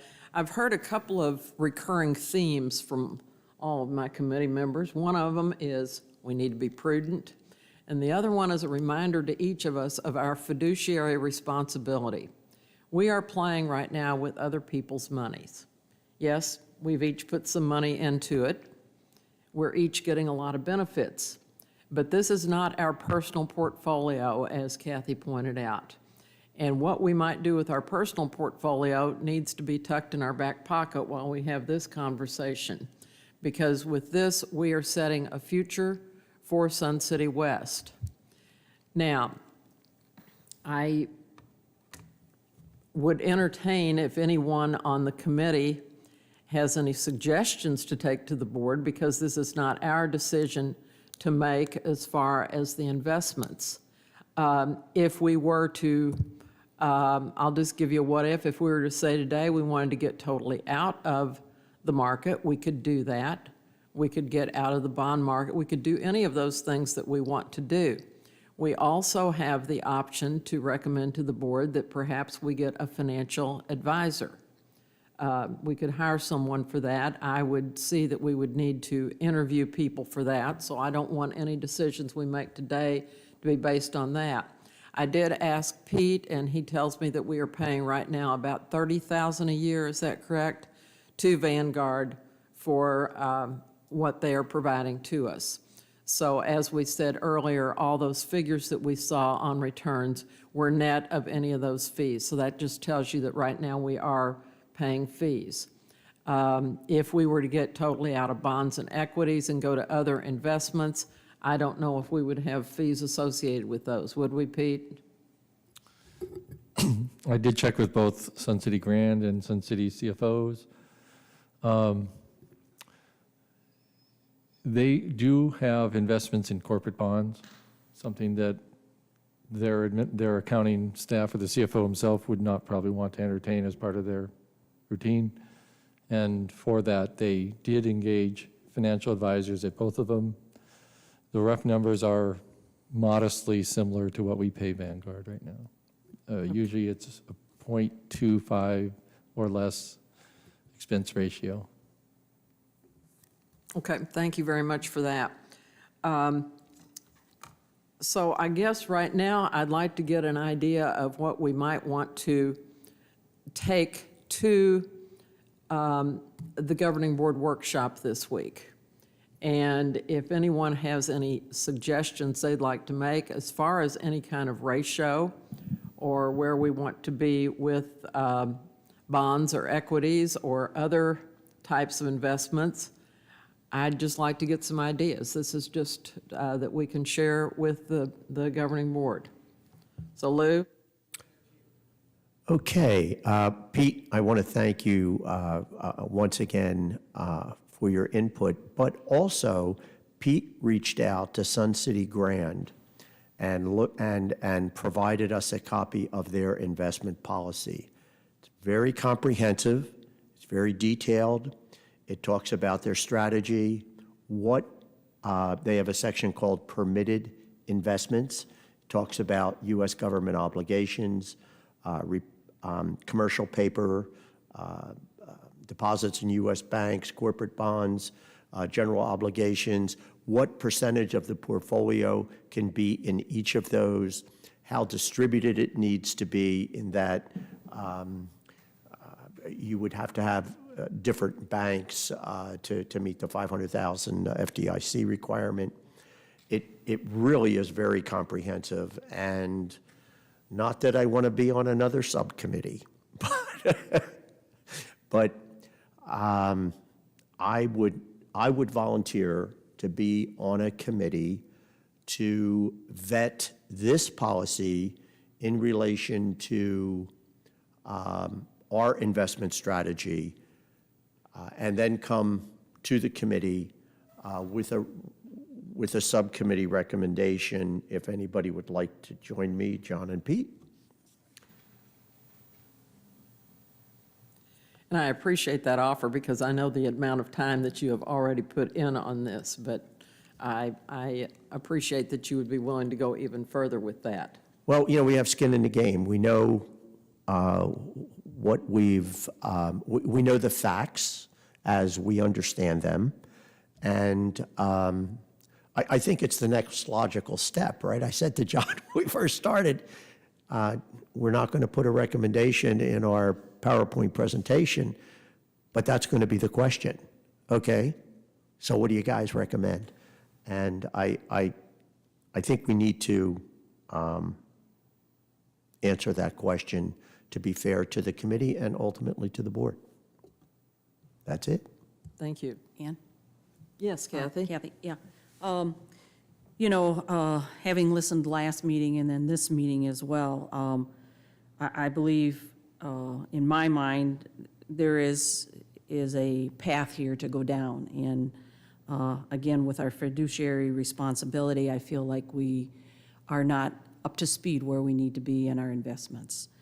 And I feel that I don't know if it's a recommendation or how strongly it needs to be worded or not, but I feel as a Budget and Finance Committee that we need to move towards 70-30 or 80-20 and make that recommendation to the board. That would be my suggestion. And I appreciate that. Hold on to that thought until everybody else has talked, and then we'll see what we want to put into a motion. But I really appreciate that, Kathy. John, I'm going to go to you next. Well, first of all, I would be glad to work on any committee, echoing everything Lou said. Besides gathering a bunch of knowledge that extends beyond just the presentation, I think we worked well as a team, and we established good rapport, results-oriented. So, no, without question. On the other hand, I'm retired. I'm not looking for another career. In terms of specific steps that I take, and I'm trying to make this concrete, I would, number one, I'd move to 80-20 tomorrow, pending a further review. Not that 80-20 is what I'm advocating long-term, but I'm just saying I would just do anything I could and support any measure from 20% equities to 0% equities. Any motion that was made, I would endorse to move us in a less risky position as quickly as possible. And I'm quite open-minded about that, pending more research. I would secondly suggest that we vet financial advisors, and depending upon the cost and what is learned from that, hire one. I feel the community would be stronger and in a better position all the way around if we availed a third party to manage our funds, and we give them a strong, clear direction of what it would be, much like our policy right now. And the policy says preservation of capital, liquidity, which would mean, don't go buying artwork and antiques. To me, keep them into securities that you can do something with quickly. And then I would seriously question that third one that says rate of return. To me, those are blinking words that have different meanings to different people. So I would drop that one out, and I'd say to the financial advisor, here is what we want our portfolio to be. You give us several choices, or you manage it completely and get us out of the game of investing other people's money. I don't think that is something the association is necessarily going to be good at over the long term, nor should we be. Thank you for those thoughts. Terry? Yeah, I think a rewrite of the policy is in order. I would, I like the 80-20, but again, I'd like to see the numbers. And you're going to need an expert to, if you're going to go that route, you're going to need an expert to back out of that 20% so you don't get hit so hard. That's it. Harry? I concur. I think it would have to say up to 20%. We want to leave that flexibility in there. And I think it's got to come back to what the first thing is in preservation of capital. And whoever we do has to have that understanding that this is the fiduciary responsibility, and that has to be utmost. Thank you. So I'm hearing strong support. You realize the policy as it's written now says we can go up to 40%. So we could make a change, we could make a suggested change in the investments right now without changing the policy. So I guess what I'd like to know is the committee in favor of rewriting the policy, which is currently in a red line going to the board on, or the board workshop. We can do this. We can red line it into up to 20%. The other thing we can do is if someone wants to make a motion for a change right now without changing the policy, but just changing our mix, we can do that. We can also have a motion if any people are strong enough on hiring a financial advisor.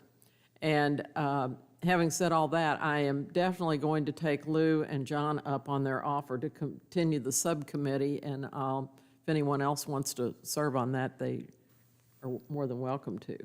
So, does anybody else in the audience have comments now before we start addressing these next issues? Madam Treasurer, just to the committee, you covered a multitude of things in what you were talking about. Please separate them out. If you'd like to change what the mix is, make that recommendation. If you want to change the policy, which I wouldn't recommend because I think the policy is quite open and available to you right now to have a maximum, not a minimum. But that's it. To Lou, to your point, and I agree that this is the first step. There's a lot of other steps that go in there. To move forward with that is not something I would put a roadblock on to what we need to do today, moving forward on that situation. And as far as a financial advisor, that's a recommendation to the committee that can come to us, but I'm only asking is just separate each one of those into individual things. This way it's easy for me to read. Well, it's going to be a lot easier for me to follow, too. Thank you, Madam Treasurer. So I think, first of all, does anyone want to put a motion on the floor so we can discuss it as to any kind of change in our current mix of the 60-40? So I'm leaving this up, I'm putting this out to the committee.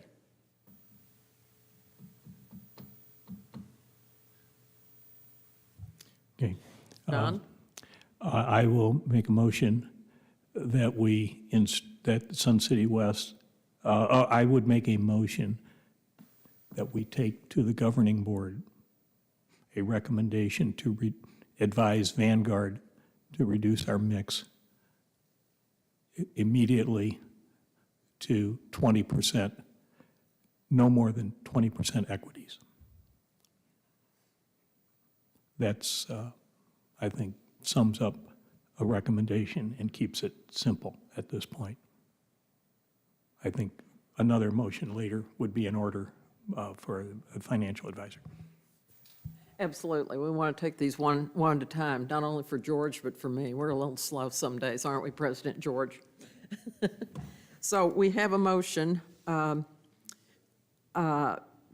the governing board to recommend a recommendation to advise Vanguard to reduce our portfolio and equities to our portfolio to no more than 20% equities. Did you get that down, Terry? Okay, is that what you said, John? Yes. Okay. Do I have a second, and then we'll discuss? I'll second that. Thank you, Lou. Okay, now we're going to start a discussion. I'm going to start with you, Harry. I concur. I think it's a good start, and then we have to work on the other things as we go forward. Thank you. Terry? I agree. It's a good start. Well, let's keep moving. And Kathy? I agree. Okay. So I think we have consensus for this to move forward to the Board of Directors. I'll take this to the workshop on Friday to immediately reduce our portfolio with Vanguard to no more than 20% equities. And that's by consensus. Okay, further discussion on, John, you had something else you wanted to bring forward? I would make a motion that the committee takes a recommendation to the governing board to immediately begin the process of investigating the use of a financial advisor to manage funds of the community.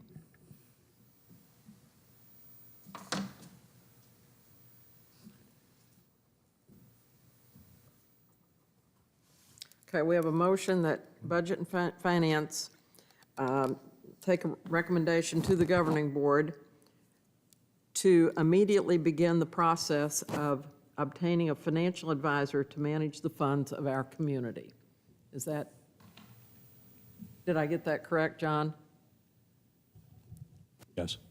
Okay, I just want to make sure. Kathy, did you? Yeah, I just want to be clear. Immediately, I think he said investigate, which is different than immediately hiring. Is that correct, Good John? catch. Yeah. Okay, take to the governing board to investigate the process. Investigate the process? Okay. I can't read my own writing in some of this, so. Process of obtaining a financial advisor to manage the funds of our community. Is that correct? Okay. I need a second. Oh, Pete. And excuse- I'm confused. You already have an investor that was vetted. You changed the portfolio percent. You don't have to do a thing. Vanguard has that within their contract that we already have with them. No need. The financial advisor idea was if you took some of the committee members and said our fiduciary responsibility is to not expose it. You're still 20% exposed. That's your choice. But if you went to zero, then there was discussions about going what Grand and Sun City did or do, which is to vet a new advisor. Vanguard has, Andy is on the brokerage side. He's not on CDs and corporate bonds. So you guys have to make that choice if you went to 100% divestiture from the equities, and then you start with a RFP or qualifications or to establish what investor advisor you want to do to manage that portion of the portfolio, which would be 10 times different, 1,000% different than what Vanguard does for us. So I'm a little confused. We don't have, if you stay with your 20, that's your call. As I mentioned, I'm a little confused because the fiduciary responsibility is still there. I'm not advocating it, but any discussion about exposure to principal is still there. And you don't have to do a new advisor for that. Just change the percent. He does it tomorrow. Well, I think some of what I've heard from this committee today, and I may be wrong, but I kind of feel like what we're sending to the board right now to go to no more than 20% equities could be a stopgap measure until we have explored this more completely. And that's kind of what I was getting from the offer for our subcommittee to continue. And if the subcommittee were to come back, that we might even get away totally from equities and bonds, and I don't know that that will be their recommendation, but I don't think there's any danger if the committee wants to start looking for a financial advisor, because were we to get out of some of these, type of things that we're using Vanguard for right now, we would need someone. I agree with that. And Lou. Yes. You always like. Sorry. Once again, I'll deliver to you what I think, I will provide to you the deliverables of the next subcommittee.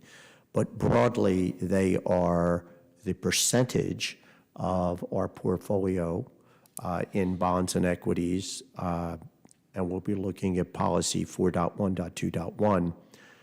Second part of the committee, the subcommittee, once we determine what we feel is a prudent percentage in those instruments, I would like to review Sun City Grant and Sun City's policies and actually drill down a little further and identify the types of investments we would recommend. And lastly, once we do that and we present it to the subcommittee and the subcommittee concurs with our recommendations, at that point, I'd like to see it vetted by a professional before we go to the governing board. So that will be, and I will provide you a document, as I did before, with the deliverables of this subcommittee. But I want to talk with John and Pete first, but I think broadly, that's sort of what we want to encompass in the next deliverable. Thank you for that. We do have a motion on the board that we would recommend to the governing board to investigate the process of obtaining a financial advisor to manage the funds of our community. That has not been seconded. Do I have a second on that? I will second that. You will second that, okay. Lou? Look, thank you. Kathy, did you made the no, John made the motion, I'm sorry. How do you feel about that one? I'm okay with that. You would? I support it. Okay. Terry? I'm okay. Terry?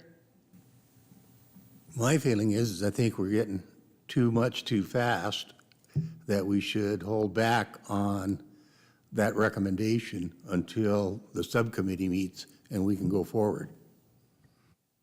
Thank you for that input. Right now, it looks like we are 4-1. Does anybody have any other comments to make on this?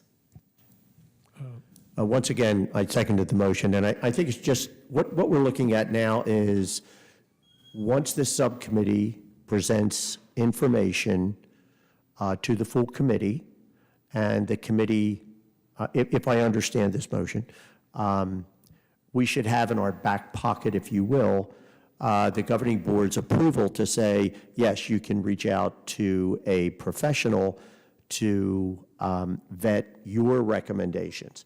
So before it goes to the governing board, you really want some professional review and concurrence with what we're going to the governing board. If I were sitting on the governing board and Budget and Finance Committee came to me and said, you know, this is what we're recommending, before I signed on the dotted line, if you guys vetted this through some professional organizations, and if the answer is yes, then I think everybody's met their fiduciary responsibility.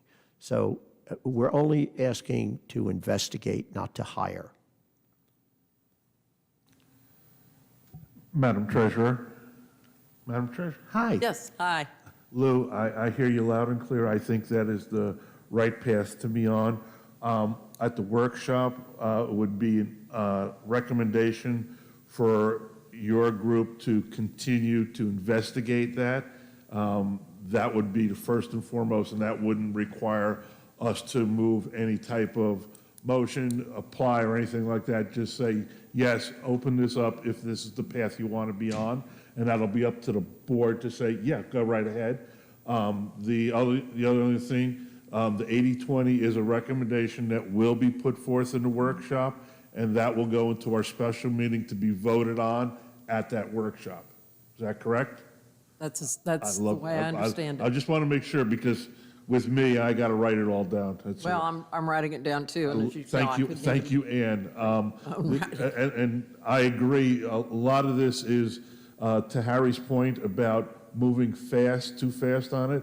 Agree, I think, to what Lou and John and everyone is saying. Yes, let's take a time out. What's the worst case scenario? We say, no, we're not going to hire somebody, or yes, we are. We don't know, but that's the open part of the investigation. And the one most important thing is that Ann, our general manager, has something to say. Bill, I'm sorry, I That's did okay. not see you. No. I've been very highly entertained today, and I want to thank you all for all the work that you've done. I apologize for being on vacation, or I would have played with you. But I just want to inform you, when this bubbled up a few months ago, I did have some communication with our legal team, and I just want to reinforce everything that you've kind of brought up today. Protection of principal, #1 priority. We all understand that, and I think in my notes here, I think everyone's hit that nail completely on the head. My concern was when it came to liability and loss of principal due to the fact that we are invested in equities, was my concern with the legal team. I was concerned for the governing board. I was concerned for the B&F committee making these recommendations as we present these things. And I just want to let you know that in the response that I got from our legal team relative to that, in the world of law, when you talk about prudence, they're going to want to see evidence of who our professional advisors are when we make these decisions. Otherwise, this thing could fall on the laps of subcommittees, finance committees, and governing boards. And that is a position I don't think we as an organization want to be in. And so that's where I think, based on the comparables that we have out there, other Sun City communities, not only in the state of Arizona, but otherwise, how do they deal with their investment policies? And so we've been gathering those and trying to assemble something that kind of works in the real world and limits the risk, because I think you've all made that comment. We're playing with house money or other people's coin. And that, to me, is something that someone is going to have a microphone in front of them and talk about a potential loss. Andy talked about the percentage of that. You know, there's percentages in every game you play. However, you know, what we experienced last year putting the budget together was a little bit of dip in our reserve. And that caused some things to happen as we went and put a budget together for the current fiscal year that we're in. My nerves get a little bit rattly as we begin our budget process and going through this thing again with a bit of the volatility that's out there in our environment. So we are just trying to take a real hard look at this. And again, I appreciate everything that you've done, because watching the presentation, observing the everything that you've put together in those slides is very, I think, understanding and rewarding for us, because I think when Pete and I discuss with our finance team as far as staff goes, it's dead on. You're right. You're absolutely right. And the models that we've developed for the long-range livelihood and benefits of the Sun City West organization, you said tall cotton?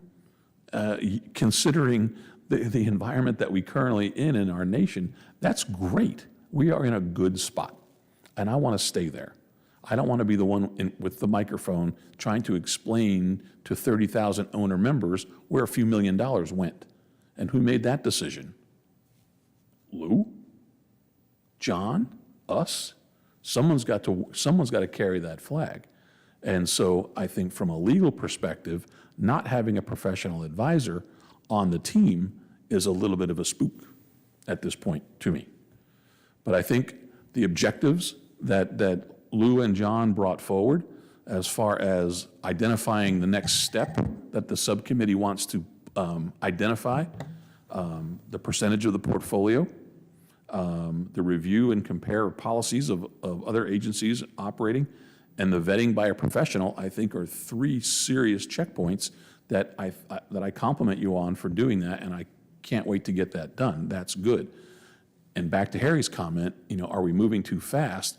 I think I think these three objectives on the subcommittee are a great start. And at that point, let's come back and meet. Thank you. Thank you, Bill, for your input. I really appreciate it, and I hope you feel like we're moving in a good direction going to the 20%. And we do still have Andrew, who is working with. Yes, recommend. Yes. Okay, we have Madam passed. Treasurer. What's that? John. Yes, yes. It's John. Excuse me. Harry's points really struck a chord with me.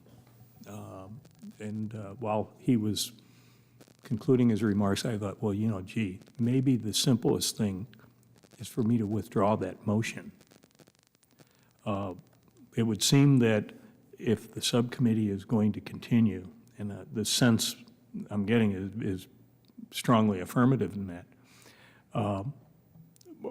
would we have the latitude as a subcommittee to start into that if it seemed appropriate without a motion going to and a charter, if you will, coming from the governing board?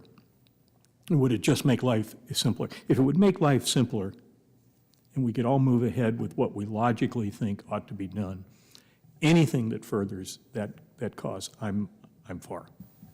And the motion you're talking about is the one to investigate the process? To investigate a financial advisor. Clearly, all of Bill's comments, I'm absolutely in agreement with in terms of liability. Without being a lawyer, it just seems to me it would be smart for our community to avail of ourselves to a financial advisor, so I'm for. I just want to encourage, I want to do whatever I can do to help that process, and if that means withdrawing that motion, I'd be glad to do that. So just be aware you have that choice. I seconded that emotion, and John, I respectfully disagree. I think we need to investigate and have something in our back pocket, if you will, regarding a professional in this regard, a financial advisor that can review what we're putting out and sort of get the blessing of that person to say, yes, this is according to industry standard and your legal advisors, this is the way you should go. I think we need to investigate, so if in fact the committee agrees that this is a prudent revision of policies, to then go to the governing board and say, BNF thought it was a good idea, we passed it by XYZ, here are their credentials, they agree. And I think that goes to Bill's direction, if you will. I certainly have a lot of respect for you as an economist. I have some fiscal background, certainly Pete has a great background, but I think it has to be blessed by somebody, and therefore I would say that motion should stay on the floor. My thoughts. I can live with that. Thank you. Anything that moves it forward, I'm for. Any of the other committee members want to make a comment, rescind the motion? Yeah, I suggest we move it forward, the Derek? recommendation. Yeah, I would move it forward, again, with the thought that we are invested 40% equities. If we pull out tomorrow, if we tell Pete to, get rid of 20%, you're going to take a hit, correct? So, and as Bill said, who wants to face everybody and go, oh, we lost $2 million, too bad. That's not good. So we need to slow it down a little bit and see where we're at. Harry, you're fine with it going forward? Okay. We will leave that motion to investigate the process of obtaining a financial advisor to manage the funds of our community. That just says investigate. It doesn't say we're going to do it. And along with this, I'm just going to reiterate, we have the subcommittee, which is has the following deliverables. They're going to look at our percentage of our portfolio, how it's split up. They're going to review policies from Sun City and Sun City Grand and drill down to the types of investments that they are using. And then third would be vet a financial advisor. John and Lou are the subcommittee. Is there anyone else on the B and F committee who wants to serve on that committee with them? I'm not going to mess with success. I think you all have, you've set yourself up as very good committee members. Thank you. It's good working with John and Pete, I tell you, we accomplish a lot.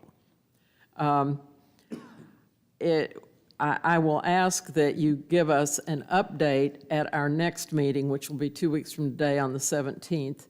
It may not be a final report, but just an update on where you might be with it. I don't think that's a problem. Okay? We'll talk about upcoming Thursday. Maybe we can continue our Thursday afternoon meetings. Well, We'll talk afterwards. I think Thanksgiving's on a Thursday. I would be in favor of letting you have that day off. No. No, okay. I'm in for a dime, I'm in for a dollar. Do I have any other comments from the audience at this point in time? Okay. I think we have finally taken care of that one, and we're going to move on to our policy FI-15 from Pete, which I asked him to take a look at because this looks at our budget process. And having been involved in these before, I don't think I wanted an outside party like a committee trying to tell me how a budget should probably be put together. So I put this to Pete, and I'm going to let him talk about some suggestions. Pete? Thank you very much. I know this is, I hope to get through this rapidly. As we speak today, all the requirements from FI-15 are in this budget timeline, and they're highlighted in red. At this juncture, Ann, I believe that there are no components of FI-15 that are compromised. And so, with your blessing, I'll run through this, and hopefully you'll all agree that those policies hold up. So we sit here today. There's already been effort by staff and the GM to review our budget timeline. That occurred several weeks ago, and one item right out of the chute is to send the R&R capital budget items for all of our staff members to begin the process of vetting the requirement, in their opinion, to bring that forward as a capital request within the budget. They are, I'm skipping down, they're given 3 weeks to do that. So November 23rd, I will have all of that reviewed with them. So the first item in actual red is their policy that a budget timeline will be presented and approved by you. I hope when they're completed with this, you'll agree with that. A really important Sentinel date is also in red on December 1st. All the charter clubs, golf properties, sports pavilion chairs should be, from all those, especially the charter clubs, should have delivered their capital requests to the capital project manager and the general manager. December, all these various committees meet, and it's my opinion that they should be reviewing at their various individual committees the specific items for their submissions. And then on December 15th, I was talking with Lou a little bit before this, the allowances are for various things, well pumps, safety,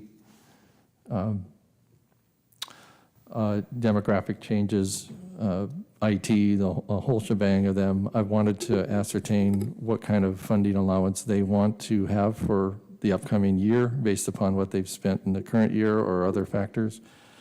And so a Sentinel date is, in my world, is on December 16th. We will have new that came out of those December 1st requests, the R&R that I had from all the various managers.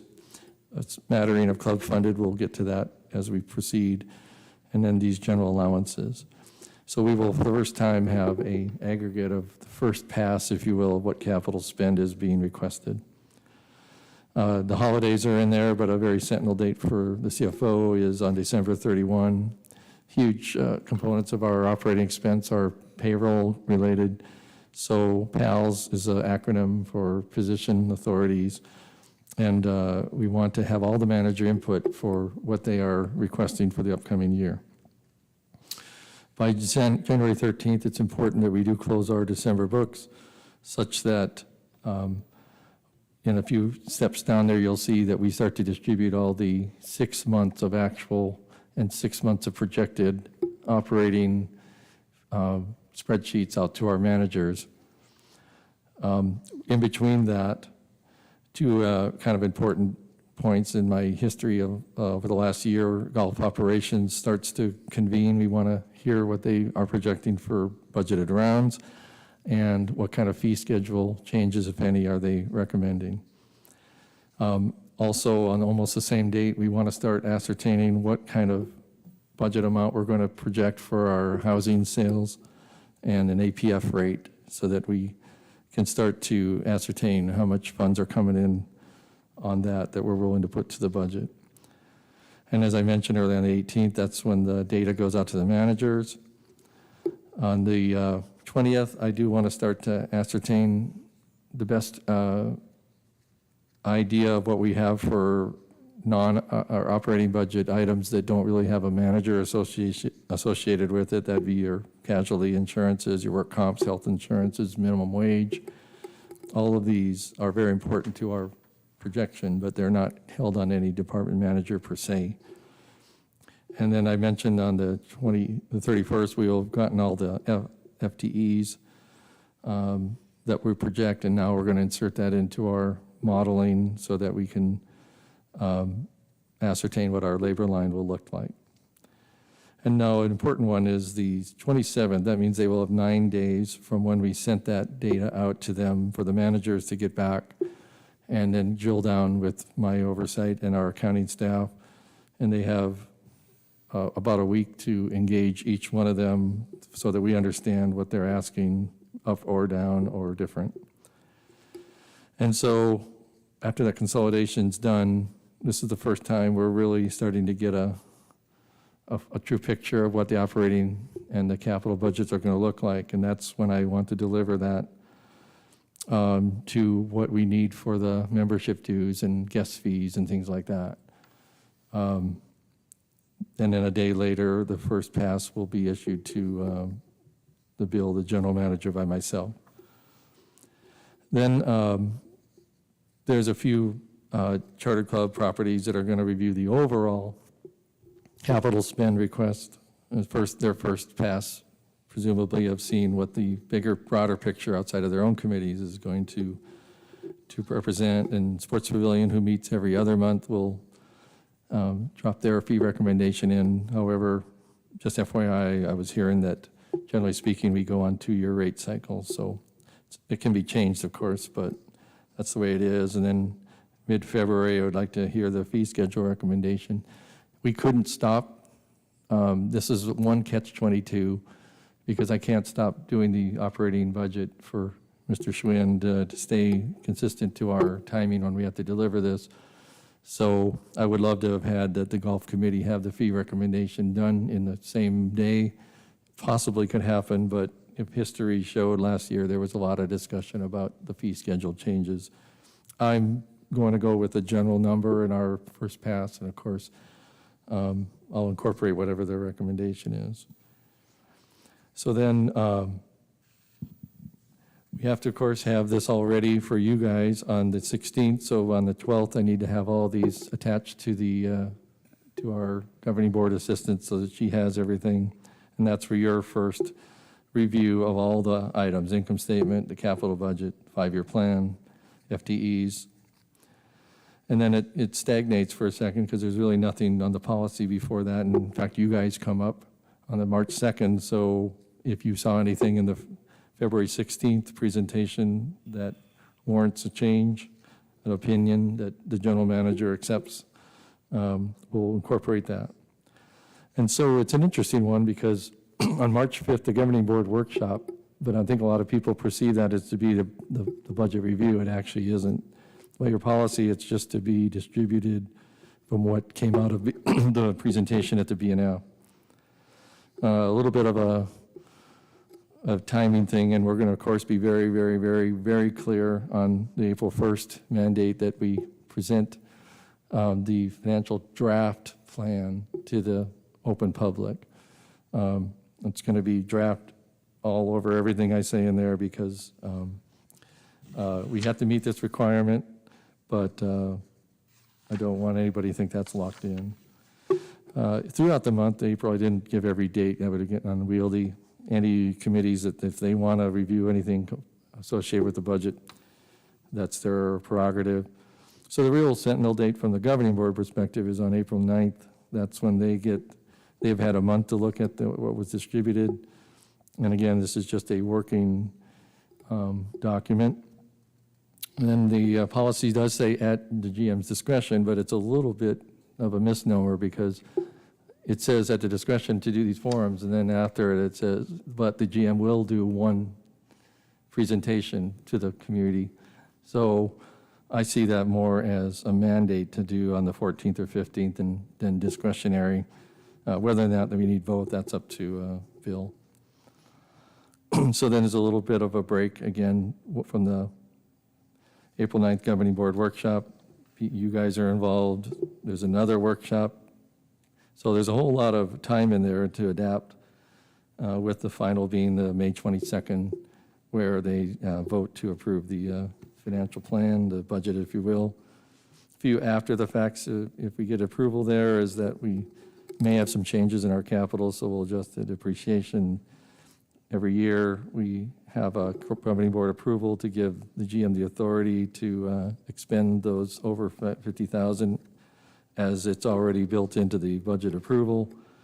And then in my history, the 24th is a little bit more of a informational only. There is no actual voting on anything. It's already been approved. But the staff and the GM present what they have done and or what they're looking to do in the upcoming year. And then, of course, we start the year, and behind the scenes, all the managers take their approved amount and then distribute it over a 12-month cycle.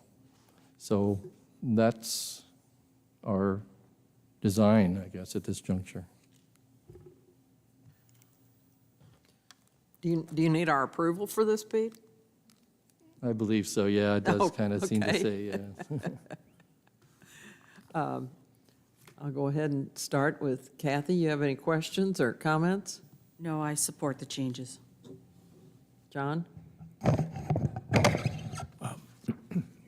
I have one question, and it's a nit. First of all, let me say, I'm fine with this completely as is. It's a very good document, very well thought out. On the entry on May 20th, the B&F final budget review, it seems like that might be unnecessary or redundant. We had a review on 4th, and more importantly, the governing board workshop on the 7th, if needed. I'm not sure you need to come back to that. It's a nit. I know it's a nit, but other than that, We're going to think it won't be needed. I'm good with the changes, fine. Here. Lou? I'm good with it. Okay.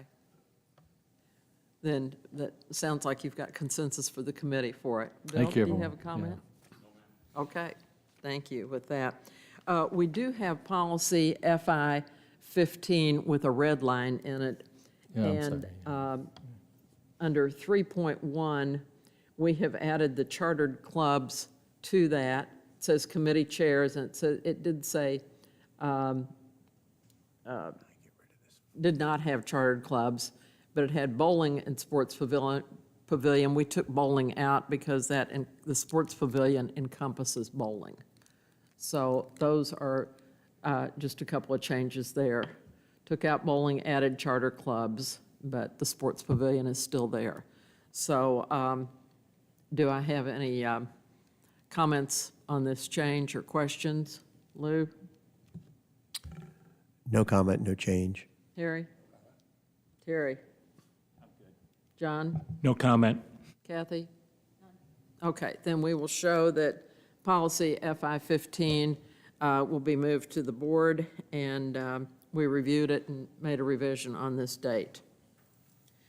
Moving on to our next item is about health insurance for dependent coverage, and this is just a little update from Pete from our last meeting. One of the questions that was posed at the last BNF was, do our staff members have any, if they have family, spousal, children on their coverage, is that an expense that's borne by the staff member or by the association?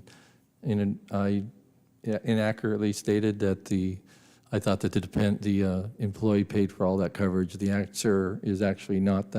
So I did a little slide to give you some update on what we do. Of the numbers on a future slide, but about 180 plus of our employees, full-timers, if you will, are health insurance eligible. The vast majority of them are just themselves. Very important point to note that 28% have no coverage, either through spousal or they opt not to, and then various lower percentages for the spouse, family, and children coverages. The rates on this is no coverage, of course, is 0 to the association, single. This is, by the way, an 80-20 plan on everybody. So the association is essentially paying about $550 for that single coverage for the premiums, but we withhold from the employee through their W-2, their payroll stub, if you will, the component that they pay for. And you can see that the various expense that I inaccurately stated last week was that, it would all be the same. The reality is the children, spouse, and family does have a higher cost to the association. And so real quick numeric, of the 187 total, 52 are, so to speak, not costing anything. Vast majority are single coverage. And so we pay about $100,000 net to the cost line for our health insurance every month. And what I thought I'd point out was, if you'll go back, Katie, one, yes, the 790 in the middle column, the 795, 922, 1400 is higher than a single coverage. But we do that as a very, very, very important recruitment. And I'm not saying I'm defending it, but those items are baked into our monthly cost. So if you took and said, well, why wouldn't we have the staff member pay for everything beyond that? I just mentioned that I think that's a huge recruitment, and so this cycle of health insurance has already been approved for the upcoming year. And if there was some discussion about that, I don't have it exactly, I should have done this, but say the 1,405 for 21 people, that's a gap of about $1,000. So we're essentially paying about $21,000 more by having the family coverage, which again, I'll say it for the 5th time, it's very important for our recruitment. But if you'll go down to the next page, this is where I said those 52 that are not opting for anything save the association about $23,000. So it's solely FYI that some of the expense we bear for the family, spousal, children coverage is offset by the number of people that are not impacting our expense line. So, Pete, could you just employee plus children and then employee plus family, what the distinction is there? I'm not an expert on this, and I hope to have their HR gal here. So I promised her I would not answer anything if I'm not sure. So just don't get in this pickle again. So I'll check on that for you.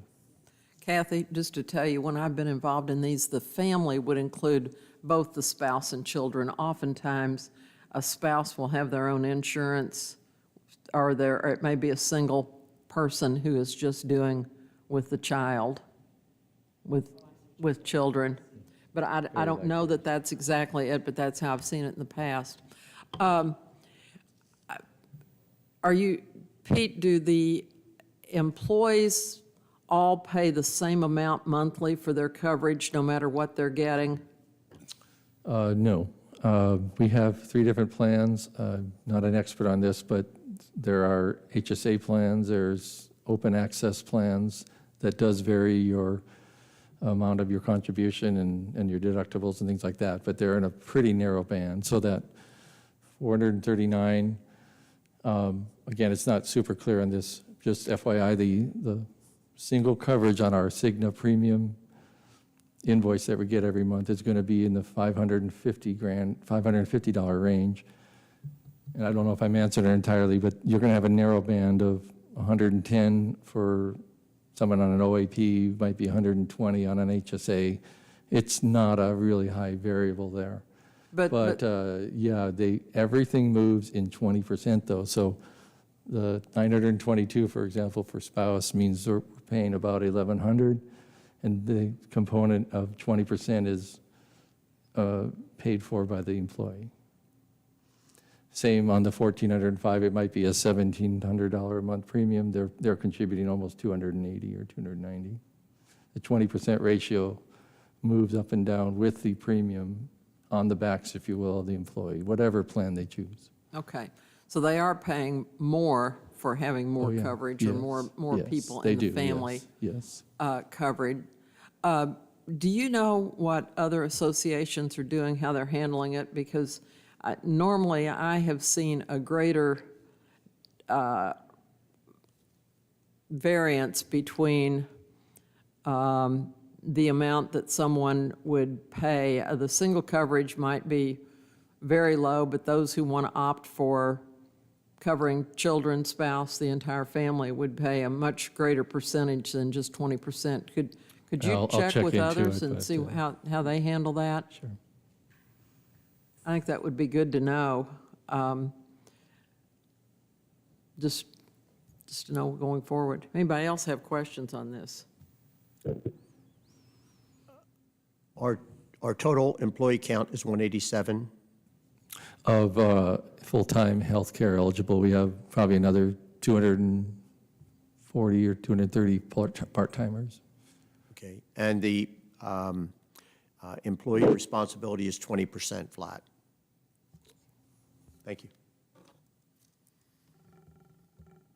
Any other questions? Thank you, Pete. I appreciate you clarifying that. I'll just kind of open it up for general comments from anyone on the committee, if anyone has any. I appreciate all the comments you've made so far today. You've been a vocal committee, and I appreciate that, trust me.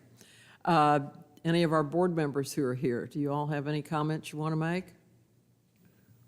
Committee's awesome, and I cannot comprehend the amount of work that went into both the subcommittee and the thought that goes on moving forward. Just, there's no amount of thanks I can give you. It's just a great opportunity for you guys to move forward. But the comment that I wanted to make was about the subcommittee. One of the things that we forgot about, that three-pronged approach of preservation of capital and rate of return, was that middle one, was liquidity. And because we have that ability to be able to talk to Vanguard and call them up today and say, make this switch, we have done our job as far as liquidity goes, which allows us to give the freedom to move as we see fit. And I just wanted to make sure that the committee and the subcommittee know that we appreciate that immensely, because liquidity is about as important as the other parts of it. It's a wonderful three-legged stool. Thank you, Ann.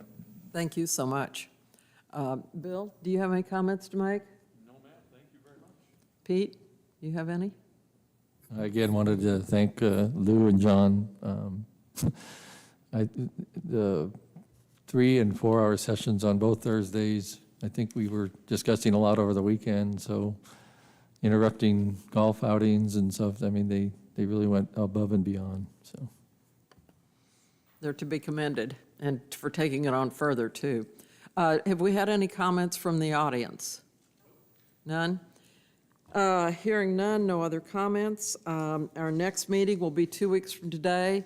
On the 17th of November, we will be back at the Social Hall at R.H. Johnson. And hearing no other comments, we are adjourned. Thank you so much.